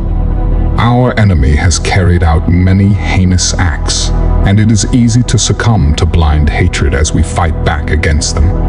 But have you ever considered the Ostri perspective? "What the hell do you mean?" I shot back in dismay. "You want me to feel empathy for these bloodthirsty psychopaths? In order to effectively fight the enemy, we must first understand them," Uriel said calmly. "We have learnt much from the few Astri prisoners that have fallen into our hands. Our neural technology has permitted us to monitor their brainwaves, to even tap into their memories." He nodded at the headset I held in my hands. "If you will indulge me, I would like to share one last simulation with you before the mission. I believe you will find the experience helpful in the battle to come." I was reluctant to comply given how exhausted I was after the intense training of the past few days. However, I was intrigued and thought that whatever Uriel wanted to show me must be important. And so, I nodded my head in the affirmative, putting my headset back on and linking up my equipment before I was thrown into yet another virtual scenario. I found myself falling, the ground coming at me fast. There was no time to do anything as I rapidly descended from a height, but thankfully, thick vegetation broke my fall before I hit the forest floor with a heavy bump. Glaring up through the foliage, I saw a dropship briefly hover in the sky above before it moved on, slowly flying off into the horizon. I soon realized that I'd fallen from the aircraft, or more accurately, I was tossed out like a piece of garbage. My avatar had been dropped into the middle of what looked like a tropical rainforest, but this wasn't the weirdest part. I looked down at my hands and saw claws, and my torso was covered in red scales. To my horror, I realized Uriel had put me inside an Astri's body. I'd no idea why he'd done such a thing, but I guessed this was what he wanted to show me. Something else was wrong, however. I wasn't a fully grown Astri like the 7-foot-tall warriors I'd previously fought with. Instead, it seemed I was a mere child, not fully developed. I felt small, vulnerable, and frightened. Who would have thought Astri could feel fear? I nervously explored my surroundings, walking forward awkwardly upon stumpy legs. The atmosphere was stifling, and the vegetation thick. I heard the harsh buzzing of what I assumed were insects, and used my claws to cut through the foliage. It seemed like I was deep in a jungle, but the plants and trees were strange and unfamiliar to me, multicolored and potentially deadly. My progress was slow, but finally, I fought my way out to a clearing. Looking up to the sky above, I was astonished to see two suns shining down upon me, one large, the second much smaller. I realized then that I wasn't on Earth, but instead on an alien planet. I wondered whether this was the Astri homeworld, recalling how they had once lived in a jungle-type environment. I didn't have much time to ponder this, however, as my attention was drawn by movement close to the tree line. I turned around, instinctively on edge, as my instincts told me I was in danger. However, I lowered my guard when I saw another Astri child, just like me, a red-scaled reptilian with fear in his eyes, as he nervously emerged into the clearing. For a moment, I thought I'd found a friend, but then I saw the crude spear in his claws, a homemade weapon fashioned from a tree branch with a sharpened end. The Astri youth roared before he charged me, quickly closing the gap as he came at me with his spear. I reacted on instinct, discovering that my alien avatar had physical attributes well beyond my own. Waiting to the last possible moment, I ducked and avoided my enemy's thrust, simultaneously slashing out with the large claw on my right foot. I sliced the Astri across his arm, making the youth squeal in pain, his dark blood falling on the grass below. The other Astri glared back at me, pain and anger in its yellow eyes, as it prepared to launch a second attack. But suddenly all hell broke loose, as the ground we stood upon began to shake violently before it collapsed completely, throwing me off my feet. As I lay helpless on the grass, I witnessed a hole emerge in the ground in front of me, and watched as a huge creature emerged from its subterranean lair. I recoiled in horror, at the sight of the monster. A huge spider-like being with a sharp stinger attached to its mighty tail. I crawled backwards in a frantic attempt to escape, but thankfully, I wasn't the beast's target. Instead, the predator went for the other Astri, striking him before he had a chance to react and burying its stinger deep into his back. I watched in impotent horror as the young Astri screamed and was dragged down into the hole by the monster. Still alive and facing what could only be a horrific fate, I didn't wait around for the beast to come back for seconds. However, soon getting up on my clawed feet and running as fast as my stumpy legs would carry me, heading for what I naively thought was the safety of the forest. I don't know how long I ran for, but I was exhausted and utterly lost by the time I finally stopped. Now finding myself deep in the alien jungle, I looked around and saw a ravine leading down to a narrow river and heard war cries and the sounds of pitched battle. I should have run, but confessed that I was curious, electing to climb down into the ravine to get a closer look. There, I found a scene of bloody anarchy as a dozen or more Astri youngsters fought one another with claws and improvised weapons, stabbing, biting, and tearing as they went for the kill. I noted how all were roughly the same age and size as my avatar. They were also a mix of males and females. Don't ask me how I could tell the difference, but somehow I could. Both sexes were just as vicious as the other, however, fighting for their lives as they spilt the blood of their compatriots across the forest floor. I stood in shocked awe for a time as I watched the bloodbath play out, but I was brought back to reality when a female Astri jumped me from behind, knocking me off my feet. A brutal struggle ensued as she viciously tore at me with her claws and teeth. I felt the pain of each blow and responded in kind, biting deep into her exposed throat, the metallic taste of blood filling my mouth as my fangs bit down into tough flesh. Once I withdrew my teeth, I saw the female Astri slowly bleeding to death on the ground, a fatal bite wound in her throat. Stunned and in shock, I staggered away from the battle and towards a small watering hole running off from the stream, an apparently calm body of water where I hoped to find some respite.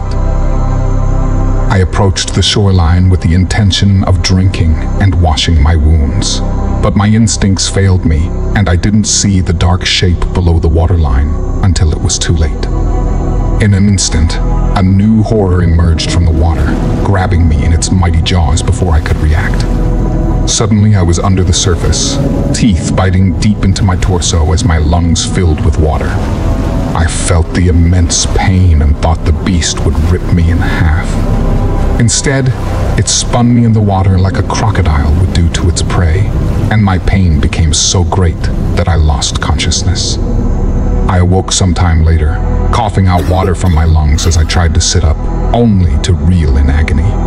The beast had nearly bitten me in two, and I'd lost a lot of blood. But somehow, I was still alive and back on the shoreline. But I knew I wasn't safe. I heard rustling in the bushes behind me and realized the predator was returning to finish what it had started. Fighting the pain, I prepared to defend myself, but then it all ended. I gasped for breath, grabbing at the headset and ripping it off my face. Looking down, I searched for wounds on my body, only to find I was unharmed.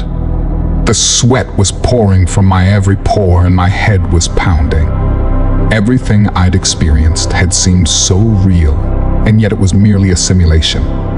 And when I looked up, I saw Uriel watching over me, his black, emotionless eyes observing my reactions with cool indifference. I angrily tore the various appendages from my body while confronting my alien companion. What the hell was that? I demanded. That was a digital representation of the early memories of captured Astri warrior, he replied dispassionately. Why did you show me this? I asked next. To help you understand. an Astri upbringing is not an easy one. They are taken from their mothers as soon as they're able to walk and unceremoniously dumped into the savage jungles where they have to fight tooth and nail to survive. They are not permitted to return to civilization until they have killed a fellow Astri youth. Only 20 to 30% of Astri children live through this brutal initiation, and this is only the beginning of their induction into a world of pitiless, never-ending violence.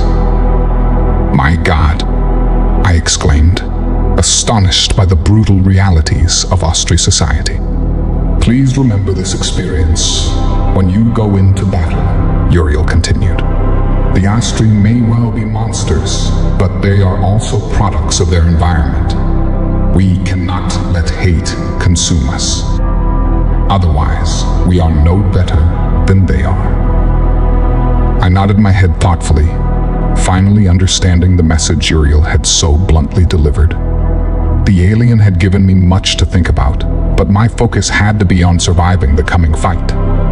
I can't even begin to understand the technology used to teleport our team into the enemy base. All I can say is that the process was horrific and isn't something I ever want to experience again. One moment and I was standing in my combat gear and holding my rifle on board the Confederation ship, and suddenly I was engulfed by an all-encompassing light, temporarily blinding me and burning my skin. But the light and heat didn't just surround me, it entered me, creeping through my pores and deconstructing my fragile body from the inside out. I screamed in absolute terror as it felt like my flesh was being shredded into a million pieces. For a moment, everything went black, and it was the most terrifying feeling in the universe, because for a time, my consciousness existed, but my physical body didn't. I was trapped in the nothingness between point A and point B, and for a chilling moment, I believed I could be stuck in this hellish limbo forever. But thankfully, this didn't happen. The process of my rematerialization was equally horrific, as all my pieces were merged back into one, the light fading as I found myself inside of a dark tunnel. My head was still spinning, and I felt the bile rising up my throat. To my shame, I vomited all over the metal gangway, keeling over as my whole body shook. It was Natasha who came to my aid, placing a firm hand on my shoulder before helping me back up to my feet. Adjusting to my surroundings, I saw that our whole assault team had made it through the teleportation process. Our squad was indeed a small one consisting of Natasha, me, Uriel, a warrior from the werewolf race who we called Axel, and 3 automated war machines which seemed to do most of the fighting within the Confederation military. I looked to Uriel and noted how the alien carried no weapon. When I questioned him on this point, his answer was typically philosophical and fatalistic. I am a diplomat, not a soldier. I have a role to play in the fight to come. If the enemy take my life, then so be it. Our party was split into 2, with Uriel leading the group heading for the subterranean control room, while Natasha and I followed a single aerial war machine, which led us through the twisting tunnels and towards our objective. I looked to Natasha as we ran, noting the dark look behind her eyes and knowing she wanted to inflict brutal vengeance upon the Astri enemy. I saw the hatred in her heart, and it terrified me. We eventually reached the end of the final corridor and waited while our robotic drone forced the door open, revealing a vast chamber on the far side. I was hit by a familiar stench of unwashed bodies and slow, creeping death. We slowly crept into the chamber, looking up at the masses of human prisoners contained within cages stacked up to the ceiling high above. We stayed in the shadows, praying that we wouldn't be detected before our task was completed. The hovering war machine made its way to a control station, where it began the process of disabling the security system and releasing the prisoners, while meanwhile, Natasha and I kept a lookout. The attack came like a bolt out of the blue. The Ostrigard leaping out at us with a blind fury in its cruel yellow eyes. He went for Natasha first, thrashing out and knocking her off her feet before she had a chance to shoot. A moment later, the Ostri stood over Natasha with its war spear poised against her throat. I reacted on pure instinct, aiming my gun and pulling the trigger. A barrage of needle-like rounds tore through the red-scaled Ostri, almost cutting it into two and throwing its body backwards. I charged forward, reaching out to pull Natasha up. "Are you okay?" I exclaimed with concern. "I'm fine," she replied firmly, "but those bastards will have heard the gunshots. We're running out of time." As if on cue, sirens started to blare and red lights flashed. The base was now on alert, but thankfully, our robotic guide finished its work, and each and every cage door automatically swung open, much to the shock and surprise of the emaciated and tortured prisoners within. The first brave few emerged, with one thin and heavily scarred, naked man walking towards us, a glimmer of hope visible in his bloodshot eyes. "You're humans," he stuttered in near disbelief. "Are you here to rescue us?" Natasha responded by pulling a knife from her belt and handing it to him. "You're going to need to fight for your freedom. Now's your chance for revenge." The freed prisoner smiled through his cracked lips and eagerly accepted the blade. Others soon followed, filing out of their cages one by one as they joined the resistance. Just then, a shutter door at the far end of the chamber shot open and two Ostri guards emerged, opening fire with their rifles as they came. Natasha and I returned fire whilst ducking for cover, but the freed prisoners charged forward like a human wave, screaming with a berserker fury as they flung themselves at the two Ostri. The guards continued shooting, killing several before they were overwhelmed, stabbed and beaten by dozens of vengeful prisoners who literally ripped their abusers to pieces. As Natasha and I watched on, we were suddenly shaken by a mighty explosion from below our feet. A moment later, we heard Uriel's monotone voice through our earpieces as he said, "The Central Command has been neutralized. The Ostri's orbital defenses are down. Reinforcements will be with us shortly." I looked to Natasha, and we shared a smile. And for the first time, I truly believed we were going to win this fight. The reinforcements arrived soon after as Confederation ships entered Jupiter's orbit, and numerous fighting drones were deployed throughout the Ostri base. It seemed the enemy were totally unprepared for the attack, and they proved unable to defend the base once their security systems were down. There were pockets of resistance as surviving warriors fought frantic battles against the robotic invaders, but their outposts were all gradually overrun. Meanwhile, Natasha and I led a group of liberated prisoners as we moved deeper into the facility in search of other survivors. Natasha showed a frightening zeal whilst dispatching wounded Ostri soldiers, her eyes lighting up as she pumped bullets into their limp bodies. It seemed that her lust for vengeance had consumed her, and I began to fear there was no way back for my friend. And Natasha's anger only grew as we descended deeper underground, navigating the dark, twisting corridors and discovering fresh horrors and further evidence of the enemy's atrocities. In one vast chamber, we discovered a substantial amphitheater, a circular arena of seats, looking down upon what could only be described as a killing zone. The ground covered in blood and viscera, which stood as a lasting reminder of the slaughter which had occurred here. And it got worse. On the next level down, we discovered several artificial habitats containing savage alien beasts. In the first was a crocodile-like predator, swimming in a tank of murky green water, greedily feasting upon severed limbs and assorted body parts from its many human victims. Next, we observed an enclosure from a viewing platform above it, watching in sickened horror as dozens of small spider-like creatures burst through the ribcage of a still-living man, feeding on his innards as he screamed in absolute agony and blind terror. But when Natasha and I reached the bottom level of the hellish facility, we found something we never could have anticipated. The room we entered stood in contrast to the bleak and dark metal corridors we'd traveled to get here. Instead of darkness, we were confronted by bright lights and white walls, walking into what looked like a hospital ward, and noting the incubator type, transparent cribs lined up in rows of 3. And inside of the incubators were Austree infants, squealing little, red-scaled reptiles, staring up at us with their big yellow eyes. I remembered my time in the VR simulation and what Uriel had told me about the Austree youth, saying they were thrust into battle as soon as they were old enough to walk.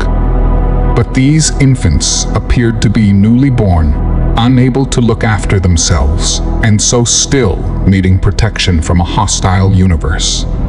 I stood in the doorway, awestruck and taken aback by this latest unexpected development. But Natasha didn't miss a beat, confidently marching into the room and proceeding to the nearest incubator. Before I got a chance to stop her, the woman lifted her gun and fired a single round, the bullet smashing through the transparent covering and exploding inside the infant's head, killing it instantly in a horrific and bloody manner. "Jesus!"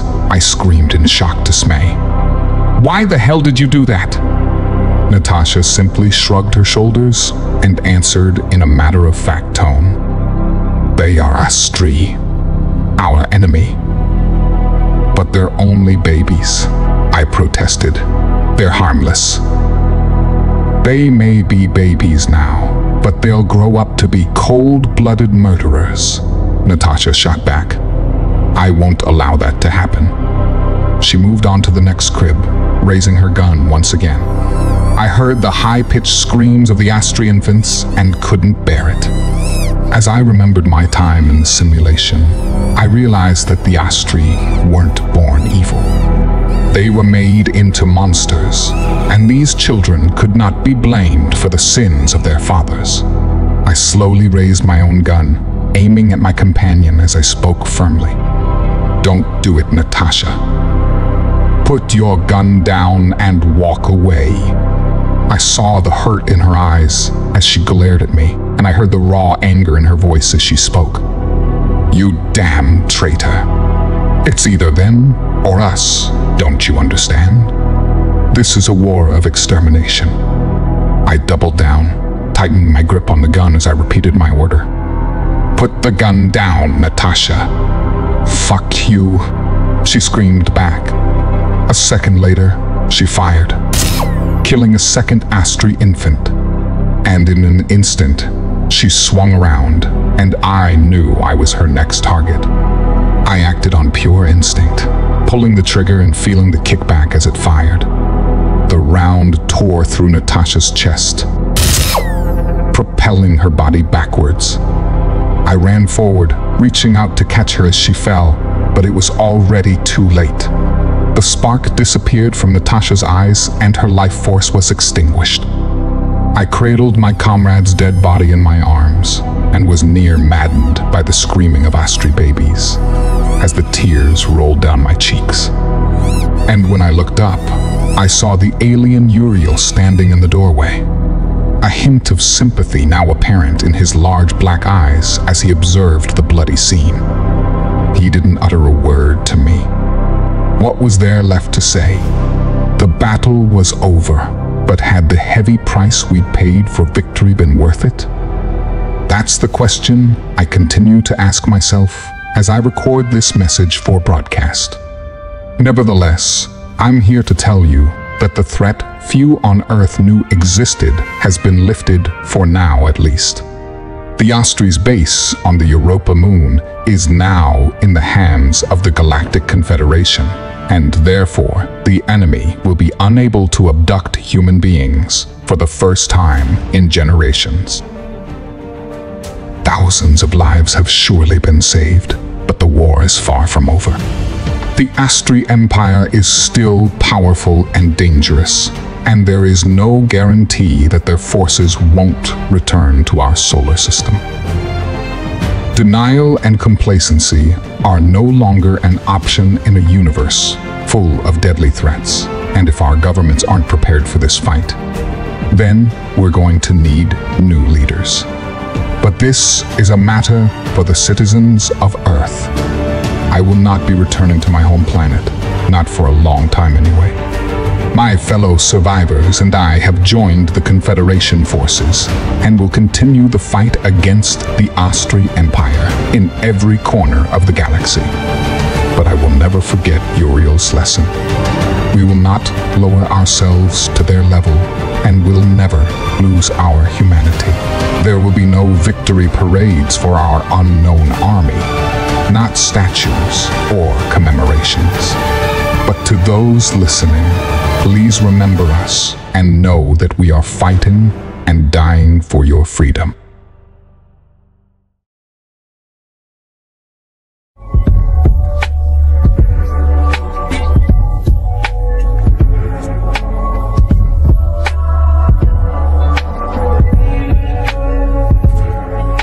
I visited an alien zoo with a horrifying main attraction. This has been a difficult account for me to write, but a necessary one. I never imagined that I'd be given the opportunity to tell my story and speak to my people, even if my communication is indirect. A message transmitted across vast light years from the far side of the galaxy.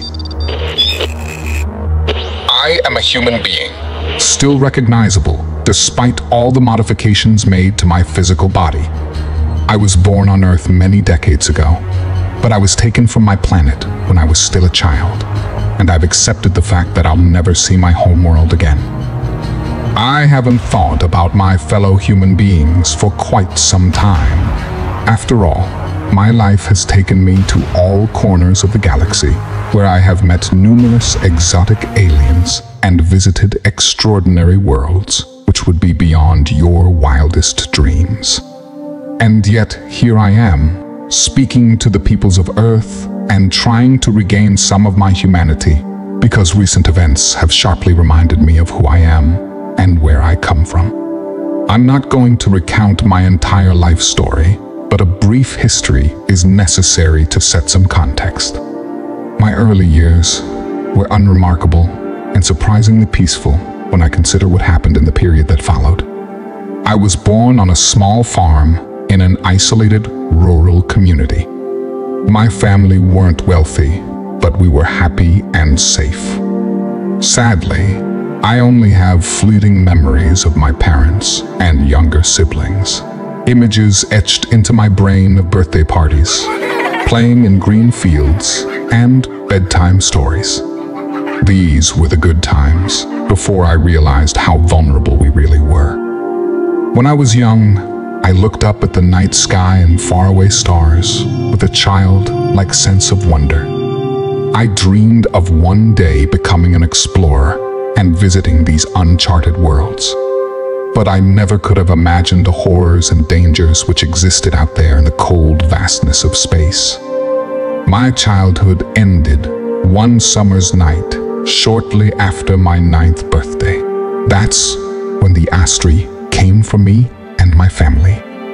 I remember little about the frantic assault upon our home. I suppose I forced the traumatic experience into the back of my subconscious. In any event, I do recall chaos, white lights, and screaming as my mother and father tried in vain to protect their terrified children from this inexplicable threat. But there was nothing they could do in the face of the advanced and all-powerful alien technology. I was attempting to hide under my bed when the window was smashed and the room flooded with a blinding light. Then I lost control of my own body, being dragged through the window by an invisible force and out into the dark night. And soon after, I lost consciousness. I was now a prisoner of the ruthless Astri, a cruel and sadistic alien race who have abducted, tortured, and murdered countless human beings over many decades. My entire family was taken that night, and I never saw any of them again. Contrary to popular belief, the Astri do not kill all of their human victims. It's true that they've built an entire culture and quasi-religion around their cruelty and murderous ways, and few adult humans will ever make it out of their torture cells. Children are a different matter, however. The Astri like to retrain youngsters and sell them onto various other nefarious actors as slave labor. This was to be my fate. I can only assume that my brother and sister were also enslaved, but they must have been sent to a different training camp than the hellhole I ended up in, because I never saw them again. As for my parents, I'm afraid they likely suffered horrific deaths at the hands of those monsters. The next 6 years of my life is not a time I like to recall. My training at the Astri's hands was typically brutal, with discipline and total obedience drilled into us by constant beatings and electric shock collars. It was hell, pure and simple. I soon realized that there was no hope of escape, and it was all but impossible to fight back against the brutes. Therefore, my sole focus was on survival. I lived while many others didn't, and even now, after all these years, I'm still not sure how I feel about that. Once my training was complete, I got sold to a rogue mining consortium and was forced to work on a mineral-rich asteroid located in the Sirius system. Conditions were almost as brutal, and probably even more dangerous than in the Astri training center, as I worked down in the mines alongside thousands of other slaves. Some human, some from other species. Our robotic overseers dished out savage punishments for even the smallest of misdemeanors, and safety protocols were virtually non-existent. As a result, workers died on a regular basis, and our life expectancy was limited. I fully expected to meet my end upon that godforsaken rock, but then salvation came from a most unexpected source. I was resting between shifts, laying on my hard bunk in the workers' barracks, when all hell broke loose, as suddenly I heard multiple explosions and heavy gunfire. I jumped up from my cot and ran through the barracks to find out what the hell was going on. At first, I suspected a slave rebellion was underway, and my heart sank because I knew the consortium's automated defense systems would slaughter us in our droves. However, when I looked up into the dark sky, I saw war machines descending into the asteroid's orbit, neutralizing the mine's defenses with lasers and missiles. The battle was short-lived and one-sided, with the attacking forces soon overwhelming the slavers and taking control of the facility. Afterwards, all of the surviving workers were gathered up and addressed by a representative of the conquering forces. I'll admit that I was cynical and didn't hold out much hope. I reckoned the invaders were simply another gang of slavers who would merely sell us on to the highest bidder. But I'll admit to being astonished when we came face to face with a tall and thin alien with pale skin and large oval-like eyes, which looked upon us with compassion and empathy. When the alien spoke, his voice was soft and almost song-like, and he calmly explained that he was a representative of the Galactic Confederation, sent here to close the illegal mining operation and set us all free.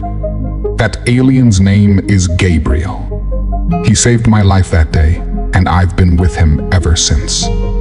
Let me try to explain my situation after the liberation of the Sirius slave mine. I was only 15 years old but had been forced to grow up fast. I'd known nothing but violence and cruelty, since my abduction from Earth, and there's no doubt that the tortures I'd endured had a significant impact upon my fragile psyche. I assumed the galaxy was a place of chaos and violence, and so didn't know what to make of this galactic confederation. Were they genuine about their stated mission of fighting intergalactic aggressors and ending their reign of terror? I'll admit that I was highly suspicious. They told us we were free, but what did that actually mean? The Confederation weren't able to send me back to Earth, and even if they could, why would I want to go? My family were missing, presumed dead. I had nothing to go back to. And besides, how could I go back to a normal life on Earth after everything I'd been through, and with what I now knew about the universe? I was at a loss on what to do with my newfound freedom, but I guess Gabriel took a shine to me because he offered me a position as his assistant, one which I would ultimately accept. At the time, I had little idea what this job would entail, but it was clear that Gabriel's life was an interesting one. The alien was a member of the Malak race, an advanced and cultured alien species who lived in peace for millennia, until they were forced to take up arms in self-defense following a brutal attack upon their homeworld by the Astri. The Malak were one of the founding members of the Galactic Confederation, which aimed to restore peace and justice to the galaxy, and Gabriel acted as a diplomat for that organization, which meant that he traveled through space on his own starship, meeting all kinds of exotic and bizarre alien races. I have been by Gabriel's side for decades, traveling back and forth across the galaxy using the vital network of wormholes, which allow our vessels to transverse between the stars. It may seem like an odd relationship, but over the years, Gabriel and I have become close companions and have forged a lasting friendship. So, this is my story, and explains how I came to be in this bizarre yet somewhat privileged position. Over the many years of my service, I have come to think of myself as a citizen of the galaxy rather than a refugee from a backwater planet on the edge of known space. But, as I've said, something significant occurred which changed my point of view and made me reconsider my link to humanity. And this is the story I want to tell you. I'm guessing you'll all be familiar with the concept of a zoo, even if you've never visited one. I recall going to the local zoo with my family before our abduction. I assume they still exist on Earth, although they might have changed somewhat in the many years since. I remember the excitement I shared with my siblings during our visit as we saw exotic and majestic animals from across the globe. Nevertheless, the experience was tinged with sadness on my part at least. It upset me to see these animals trapped in cages, whereas I'd always imagined such magnificent beasts roaming free in the wild. I told my father how I felt, and he explained that many species were endangered in the wild, and so were safer here in captivity. This made sense, I suppose, but it still didn't sit right with me. In any event, the galactic equivalent of a zoo is something considerably grander and more advanced than anything we have on Earth. Can you imagine a small moon orbiting a gas giant which has been specifically adapted for this purpose, with vast biodomes and artificial habitats designed and equipped to accommodate all kinds of bizarre and unique creatures from all corners of known space? As you can imagine, a venue such as this is exorbitantly expensive to set up and run, and so only the wealthiest and most important individuals can afford to attend, often traveling many light years to visit the largest and most extravagant zoological facility in the galaxy. Only one race has the wealth and capability to construct and run such an enterprise: the Kalmar. What can I say about the Kalmar and the highly influential position they hold within the galactic hierarchy? Well, they are squid-like aquatic species who have long since abandoned the water world where they evolved. instead traveling through space in mighty colony ships and inhabiting vast space stations scattered across the stars. The Kalmar have become obscenely rich and powerful due to their control of the network of wormholes, which connect the inhabited systems and serves as the sole means of communication, trade, exploration, and military expeditions in the absence of faster-than-light travel. The Kalmar control the entrances to these wormholes, and they never fail to collect their toll. What's more, the Kalmar are a pragmatic people who will do business with any species with money, but who also refuse to enter into any formal alliances or coalitions. Therefore, they remain officially neutral in the conflict between the Galactic Confederation and Austrian Empire, allowing both sides to use their network, albeit for a substantial price. The Great Galactic Zoo is a vanity project for the Kalmar royal family, allowing them to demonstrate their vast wealth and extravagance.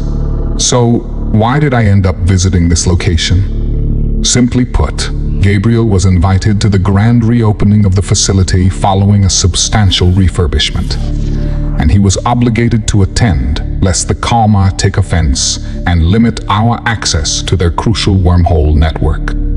Such is the convoluted nature of intergalactic diplomacy.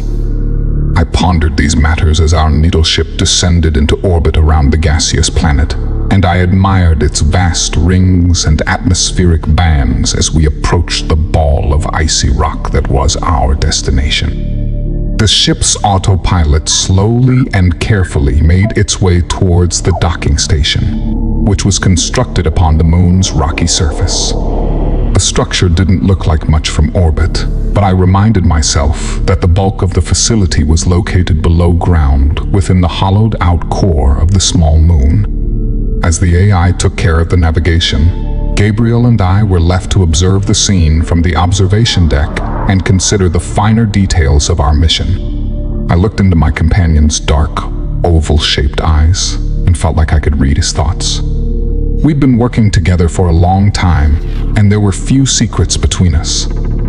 "You are concerned about the mission?" I asked, more as a statement of fact than a question. "I am," was Gabriel's limited reply. "But why?" I continued. "Surely this visit is nothing more than a diplomatic nicety. Or is there something I'm missing?" Gabriel nodded his egg-shaped head before responding. "You are quite correct, my old friend. On paper, this is simply a visit to flatter the Kalmar royal family, to show them due respect and compliment their outlandish creation. But I fear the situation is more complex. Relations between the Kalmar and our confederation are strained.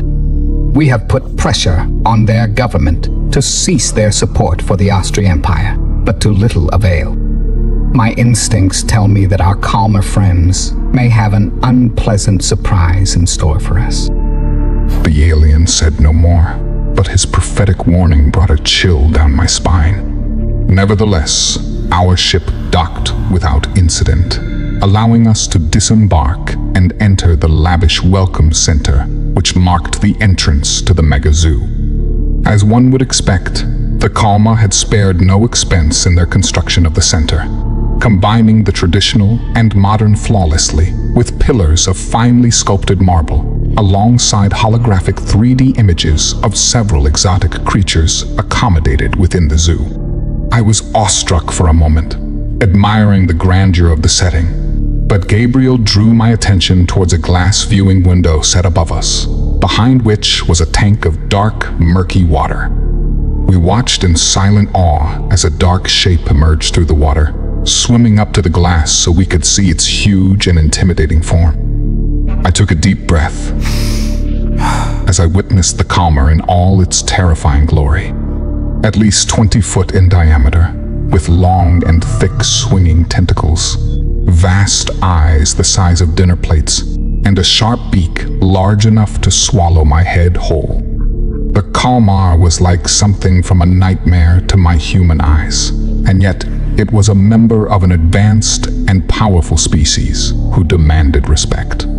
Therefore, I swallowed my disgust and fear and followed Gabriel's lead, bowing respectfully towards the calmer in a symbolic gesture. The squid-like alien responded by shooting black ink towards the glass, which Gabriel assured me was a good sign. With this bizarre ritual completed, the alien swam away from the glass and disappeared back into the murky water, leaving us still standing within the welcome center and awaiting further instructions.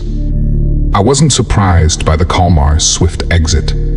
Gabriel had provided me with a crash course on their culture before we landed. In addition to their greed and lust for power, the Kalmar were also surprisingly xenophobic and wanted little to do with other species. The brief greeting we'd received was the best we could have hoped for, and the logistics of our tour would be left to their robotic subordinates. As if on cue, an automated communication drone hovered over to us, speaking in a friendly tone through its attached speakers. "Welcome, esteemed guest, to the grand reopening of the greatest zoo in the galaxy. My name is Unit 1642, and I have been personally appointed by His Royal Highness Zalek the Great to guide you through his proudest attraction." His welcome was addressed towards Gabriel, of course, and my companion replied in a typically diplomatic manner. Please pass on our sincere thanks to His Majesty for his kind invitation. It is indeed a great honor to attend this prestigious event. Knowing Gabriel as I did, I realized these words would have been difficult for him to speak. My companion had little time for Zalek the Great, the tyrannical leader of the Kalmar. There were many places he'd rather be than here, but Gabriel was an accomplished diplomat and knew how to talk the talk. I was a different matter, however. The aerial drone turned to look upon me, examining me suspiciously within its inbuilt cameras.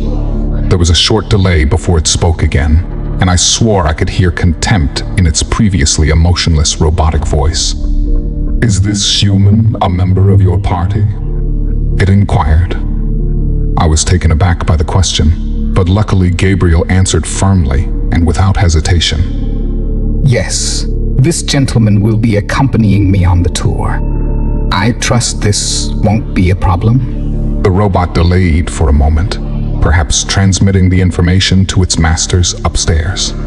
A tension-filled pause ensued before it eventually answered coolly, saying, "As you wish, Ambassador."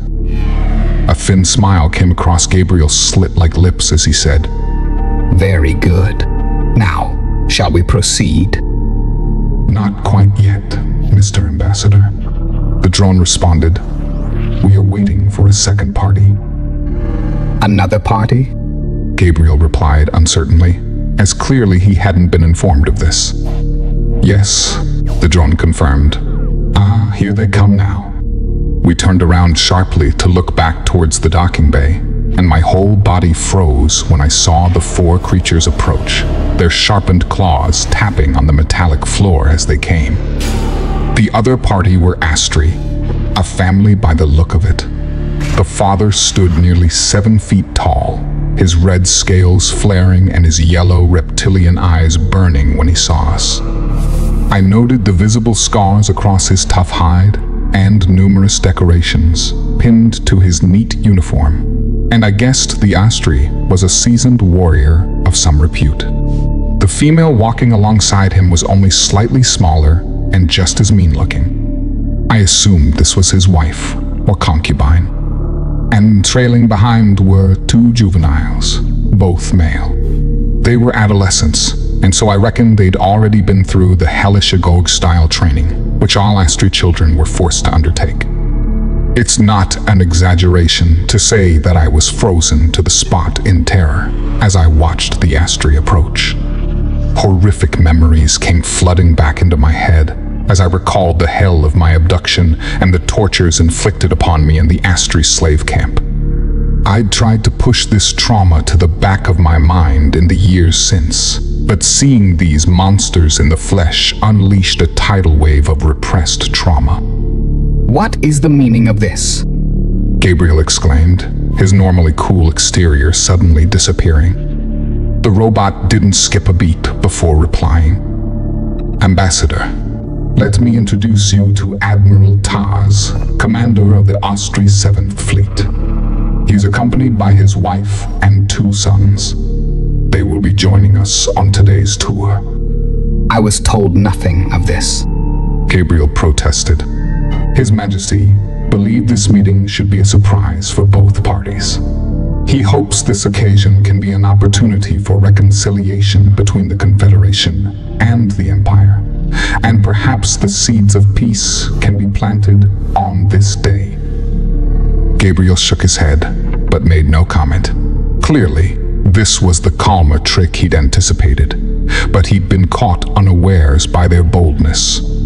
Judging by the angry clicks emitted by the Austri and the hateful, murderous glares they shot me in particular, I guessed they were pretty unhappy about the situation too. But there was nothing either side could do. This was neutral ground, and no one could risk upsetting the calmer, lest they cut off access to the crucial wormholes. For better or for worse, we would all have to play their twisted game. The robotic drone guided us to what was described as a mobile viewing platform, essentially a floating, bubble-like transparent aircraft, which would bring us through the various exhibits and enclosures, allowing us to remain nearly invisible as we observed the animals at close quarters. The 2 opposing groups shared the same viewing platform, and the tension inside of that pod was intense. I saw the Astri Admiral glaring at me, his claws clicking and eyes burning, as no doubt he imagined the horrific ways he would kill me, given half the chance. I was scared, of course, but also very angry, and I'll confess that fantasies of revenge went through my mind. Gabriel kept his cool, however, calming me and assuring me that I would remain safe by his side. Our journey down into the depths of the hollowed-out moon was a once-in-a-lifetime experience. That much I cannot deny. The vast size of the alien zoo was nearly impossible to quantify. Entire ecosystems and biospheres were contained within the interior, specifically built to accommodate diverse species originating from many different worlds. I could spend hours describing all the bizarre creatures we encountered during our descent, but I will focus on 3 encounters which directly relate to my account. The first incident occurred when our vessel entered the porous membrane of a desert-type ecosystem, a hot and sandy sphere which looked desolate and virtually devoid of life. Our pod hovered in midair for some time, my skin baking under the simulated sun as I looked over what seemed like miles of white near pristine sands. It would be easy to forget that we were inside of an artificial environment rather than an actual desert of natural origins. We sat there and waited, although for what I could not say, and our robotic guide would not tell. Boredom soon set in, particularly with the 2 Austri youngsters who were seemingly obsessed with adrenaline rushes and bloody violence. The predators were certainly their favorites. I thought that whatever creature dwelt in this habitat must be a recluse, but I soon learned otherwise. I stepped back, my jaw dropping as I looked upon the enormous worm-like creature with a thick yellow hide, easily 100 foot in length, rising from the desert sands. Its eyeless head and beak-like mouth heading straight for our stationary pod. I yelped in terror as the mighty beast attacked, biting out in an effort to grasp our pod within its mighty maw. I was sure it would swallow us whole, but when the monster attempted to do so, it suffered a sudden shock. No doubt, falling victim to a non-lethal hidden defense system. The beast recoiled, shrieking so loudly as it retreated from our pod and returned to the sands below, burying itself deep and leaving us in peace. "My God," I exclaimed, looking to Gabriel and finding him typically cool and composed. If the beast's attack had startled him, he didn't let it show. However, our attentions were soon drawn towards the Ostry family as a disturbing and violent incident played out. From what I could gather, one of the Ostry youths had flinched whenever the giant worm attacked, which his parents considered an unacceptable sign of weakness.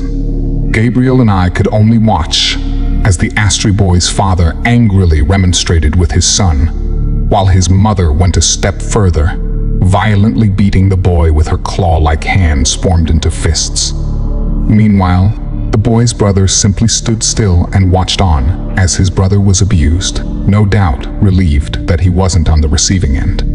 I winced upon witnessing the savage punishment, which reminded me of the many beatings I'd received back in the slave camp. This was a harsh reminder that the Ostry were often as brutal towards their own children as they were to their alien captives.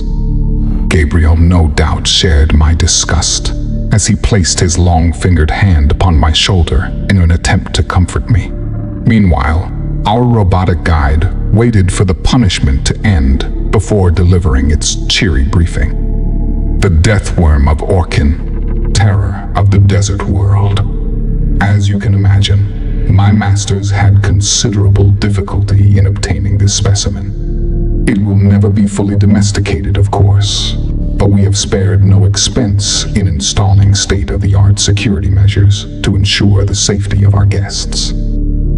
It seemed there was nothing else to see in this biosphere, and so we moved on. The next habitat was a jungle environment, one of stifling humidity and thick vegetation, all set under an artificial replica of dual suns. This was somewhere I'd never been and hope I never will, but nevertheless, the location was chillingly familiar to me, and being here confirmed my worst fears. Welcome to our artificial construct of the Ostry homeworld. We hope that the Admiral will appreciate the level of detail, including the authentic vegetation and organisms. The Ostry male grunted dismissively, which was perhaps the best reaction one could have expected. Our pod descended under the foliage, allowing us a closer view of the ground level. Amongst the exotic creatures we saw was a large and red scorpion-like beast with a sharp, dripping stinger on its tail. The beast was perhaps the size of a bull, but it scurried along the forest floor with surprisingly light feet. As we watched from above, suddenly the beast tore across the dead ground, thrashing out with its stinger and impaling an animal which looked something like a deer, except with a horn on its nose and 3 sets of eyes. The stricken animal struggled desperately, but ultimately to no avail, as the poison from the scorpion's stinger entered its veins and paralyzed its body. With its grim task completed, the hunter dragged its prey towards a narrow cave entrance, which I guessed was its lair. The Scorpius Queen will lay her eggs inside the still living flesh of her victim, our guide explained. Once her offspring are hatched, they will feast upon its warm flesh. He paused briefly, turning to the Ostry family. But you already know this, do you not? I looked upon the Ostry brothers, one still bleeding from the beating he'd taken, the second being physically unharmed but no doubt affected psychologically. Neither flinched upon witnessing the hunt. No doubt they were recalling the horrors of their Agogi training, when Ostry youngsters are dropped into the deepest jungle and are forced to fight and kill to survive. More than likely, the brothers once had siblings who hadn't lived through this brutal ritual. Perhaps they had killed them with their own claws. It dreaded me to think of such horrors. Once we left the replica of the Ostry homeworld, our guide droned on in its mechanical voice, hinting at the nature of the next exhibit. It is indeed a pleasure to present the star attraction of our renovated zoological facility. The drone turned its cameras towards me before continuing, making me feel incredibly uneasy. Your human pet might find this exhibit quite familiar, it said, directing its distasteful comment towards Gabriel. I gulped. swallowing my anger whilst dreading what we were about to witness. Our pod quickly descended through the purposefully built tunnels, diving deep down into the core of the moon. Eventually, we reached a massive subterranean chamber, which must have been many miles in diameter. Our vessel penetrated the membrane surrounding the massive exhibit, and I came face to face with an environment that brought back many memories. Inside of this hollowed-out core on an alien moon, the Kalmar had somehow managed to construct a vast ecosystem consisting of a small but substantial tropical island surrounded on all sides by water, all contained within a protective bubble which projected an artificial sky and sun. As our pod descended and got in closer, I was astonished to observe the green vegetation, yellow sands, and clear blue sea, all of which looked suspiciously familiar. And my worst fears came to fruition once the guide spoke again. Behold, our perfect recreation of the planet Earth, home to the uncivilized and primitive Homo sapiens. Shall we take a closer look? He didn't wait for an answer before directing our small craft down towards the island.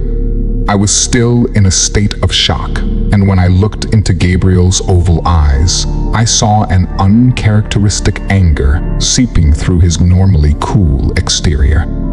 I could tell he was seething with rage at the Kalmar's latest trick. Soon, our pod hovered over a clearing on the island, where we witnessed a group of human hunters armed with primitive spears and bows as they pursued their prey. A wild boar, which tore across the long grass.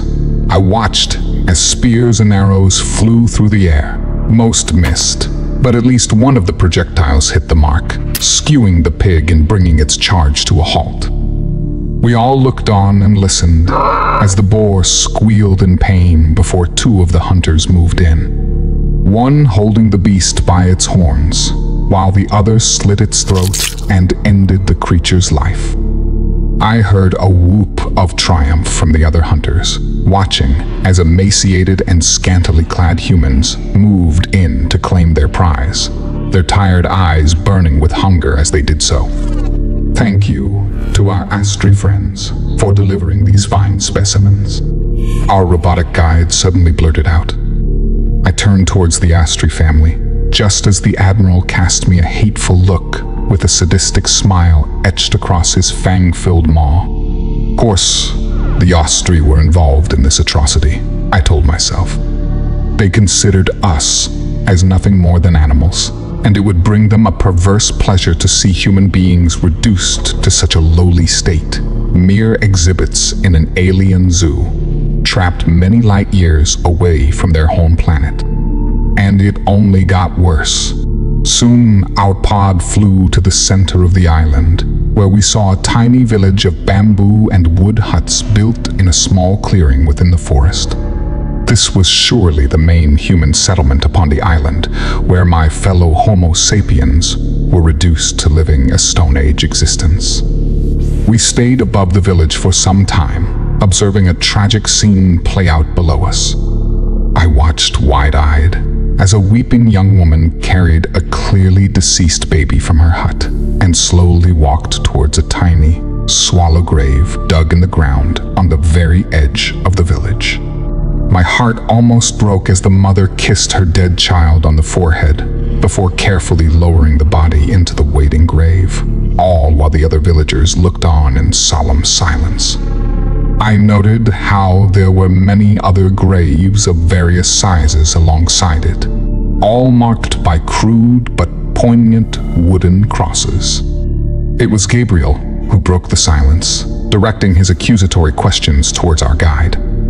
Your masters surely have the ability to stop the sickness. Can they not cure the humans from their ailments? Of course, the drone answered. But we choose not to intervene with the ecosystem unless there is no other option. We believe in letting nature take its course. I see. Gabriel answered without any further comment. It seemed we had remained in the same spot for too long, because the villagers eventually noticed our presence. Some of the young men reacted with anger, grabbing hold of their bows and firing arrows up at our pod.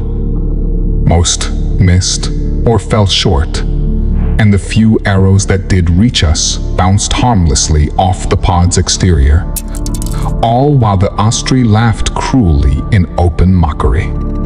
"Time to move on," the guide stated, as our vessel ascended and flew to the south.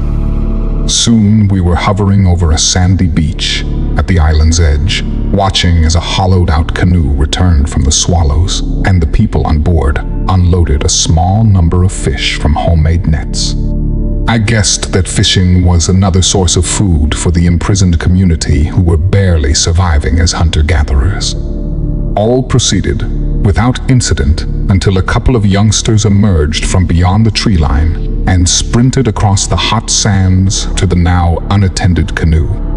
The two were just kids, a boy and a girl in their teens. Perhaps they were starstruck lovers. In any event, they seemed to have a pre-prepared plan to steal the small boat, as in an instant they were on board and had cast off into the calm blue waters. I saw an older fisherman on the shore, shouting desperately at the pair, telling them to turn around and come back home. But they didn't listen, instead rowing faster as they left the island behind. The villager elders warned their young to never sail past the designated boundary. Our guide explained, but alas, human children are ill-disciplined and stubborn. In this situation, we must intervene, but the scenario presents an exciting opportunity. I felt a chill creep up my spine when I heard these words. I didn't know what was coming next, but reckoned it couldn't be good news for the young couple attempting to escape their cage. Out of nowhere, a rogue wave emerged from the previously calm waters, an event that was surely triggered by the calmer's hidden security systems. The small canoe didn't stand a chance against the powerful wave, and their boat was overturned, throwing both teenagers into the sea. But this was only the start of it. Suddenly, and without warning, our pod dropped from the sky and plummeted underneath the waves, and then we were submerged in water, sealed inside as we looked out into the clear waters, watching the two teenagers kicking wildly as they struggled to stay afloat. And then I heard the excited clicks from the Astri group as the sadistic aliens pointed at the beasts emerging from the depths. My heart almost stopped as I watched the giant fish swimming upwards, their huge mouths opening to reveal rows of razor-sharp teeth and their dark eyes filled with a raw hunger. Mako, great white and tiger sharks, the guide announced coldly, alpha predators of the Earth's oceans. Now we will get to see these magnificent hunters in action. I was frozen in horror whilst watching the trio of sharks rapidly ascend. It was obvious who their target was, but I was powerless to intervene. The great white tore into the boy first, biting his legs and almost severing them at the knees. The kid screamed as his warm blood filled the water, and the feeding frenzy began in earnest. The girl tried to reach out to help her boyfriend, but he was soon pulled under the surface. And a moment later, she was bitten through the torso by the tiger shark, nearly torn in two as her eyes filled with shock and pain. Meanwhile, the Mako fought with the larger great white over the boy's limp body, ripping one of his arms off, while the kid continued his futile struggle. Before long, the scene descended into bloody chaos, the sharks feasting greedily on human flesh with a primal savagery, which reminded me that, in this place at least, humans weren't on top of the food chain. I keeled over, retching as I felt like I was going to be sick. I glanced up at Gabriel and saw a terrible sadness in his now expression-filled eyes. But the Astri's reaction was the polar opposite, as the twisted reptilian family snorted and clicked their claws with excitement as they celebrated the bloodbath we'd just witnessed. Thankfully, the hellish show ended soon after, as our pod returned to the surface and left the nightmarish exhibit behind. To his credit, Gabriel retained his professional demeanor as he thanked the calmer guide for the tour and was even cordial to the vicious admiral and his family. But I could tell how angry my Malak companion truly was, as clearly this entire visit had been designed to humiliate him. As for my own feelings, well, we soon returned to our ship and left the dark moon behind us. But I knew I would not forget the horrors I'd witnessed inside of that hellish alien zoo. I was unable to sleep that night, lying awake on my back and staring at the dark ceiling as the awful images of the feeding frenzy remained trapped in my brain. I suppose it was just as well I couldn't sleep, because this probably saved my life. Suddenly, the silence inside of my cabin was broken as I heard a soft but clearly audible hissing sound. I jumped up from my bed, catching a fleeting image out of the corner of my eye as something small but fast slithered across my cabin floor. I yelped in shock, jumping up on my bunk as I frantically scanned the room to find the mystery creature. But in an instant, the interloper was up on my bed with me, only inches away from my body. Through the darkness, I saw a thin, snake-like creature with red eyes and sharp fangs dripping with venom. I was frozen in terror, seeing my cabin door opening, but thinking it was surely too late. The snake hissed and jumped forward, its fangs extended as it prepared to deliver its deadly poison into my veins.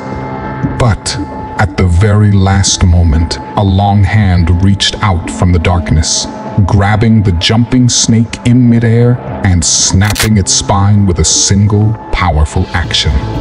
I was still shaking almost uncontrollably as I looked up to see my savior, Gabriel. The alien examined the dead creature in his hands for a brief moment before tossing it to the ground in disgust. And then he turned his attentions to me, ensuring that I was unharmed and comforting me after the traumatic, near-death experience. After I'd recovered from the shock, Gabriel and I retired to the ship's canteen, where the AI computer prepared me a light sedative to calm my nerves. When I finally felt confident enough to speak, I asked the following questions. That creature, where did it come from? Is it an escapee from the zoo? I knew this was unlikely, but didn't much like the alternative. Gabriel hesitated, appearing deep in thought for a moment, but he eventually replied, I think not. The deceased animal is an ostry viper, purposefully bred and trained for targeted killings. It will be impossible to trace the attempt back to the Admiral, of course, but I believe he was insulted by your presence and wanted to take you out to send a message. I felt a fresh pang of panic and a sickness in the pit of my stomach, once again remembering how close I'd come to suffering an excruciating death. I didn't know what to say in that tension-filled moment, and so waited until Gabriel spoke again. The Confederation leadership believe we can still work with the Kalmar and negotiate with the Astri. I fear they are shamefully naive in this regard.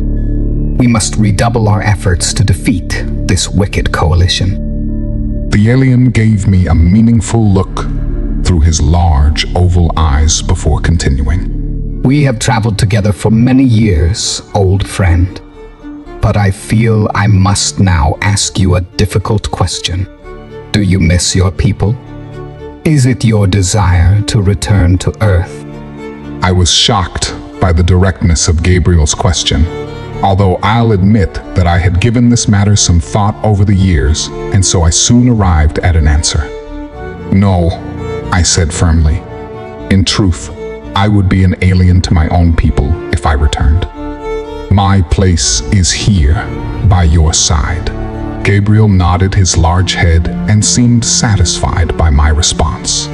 And yet, you still care about your people, he added. I could see as much from your reaction today. I thought back to the sickening display in the alien zoo and realized he was right. I couldn't stand to see my fellow human beings treated in such a way, and wouldn't forget what the Astri had done to me and my family. I felt like Gabriel was going to come up with an alternative proposal, and wasn't to be disappointed. You know, we already have a legion of freed humans fighting as part of our forces. Before long, we will reach out to the citizens of Earth and request that they join our alliance. I see you as playing a key role in these talks. In the meantime, I believe we have an opportunity here. You have a fascinating and poignant story to tell, old friend. We have the means to transmit your message to the people of Earth. This would not strictly be in line with the Confederation's first contact protocol, but I believe we can make an exception in this case. And so, here it is. My story, warts and all. Much of my life has been marked by tragedy and trauma. But my message to Earth is this. You have been living in a dark cave for too long, and it is time to see the light. The universe is a dangerous place, full of threats, almost beyond human comprehension. But we are not alone in this fight.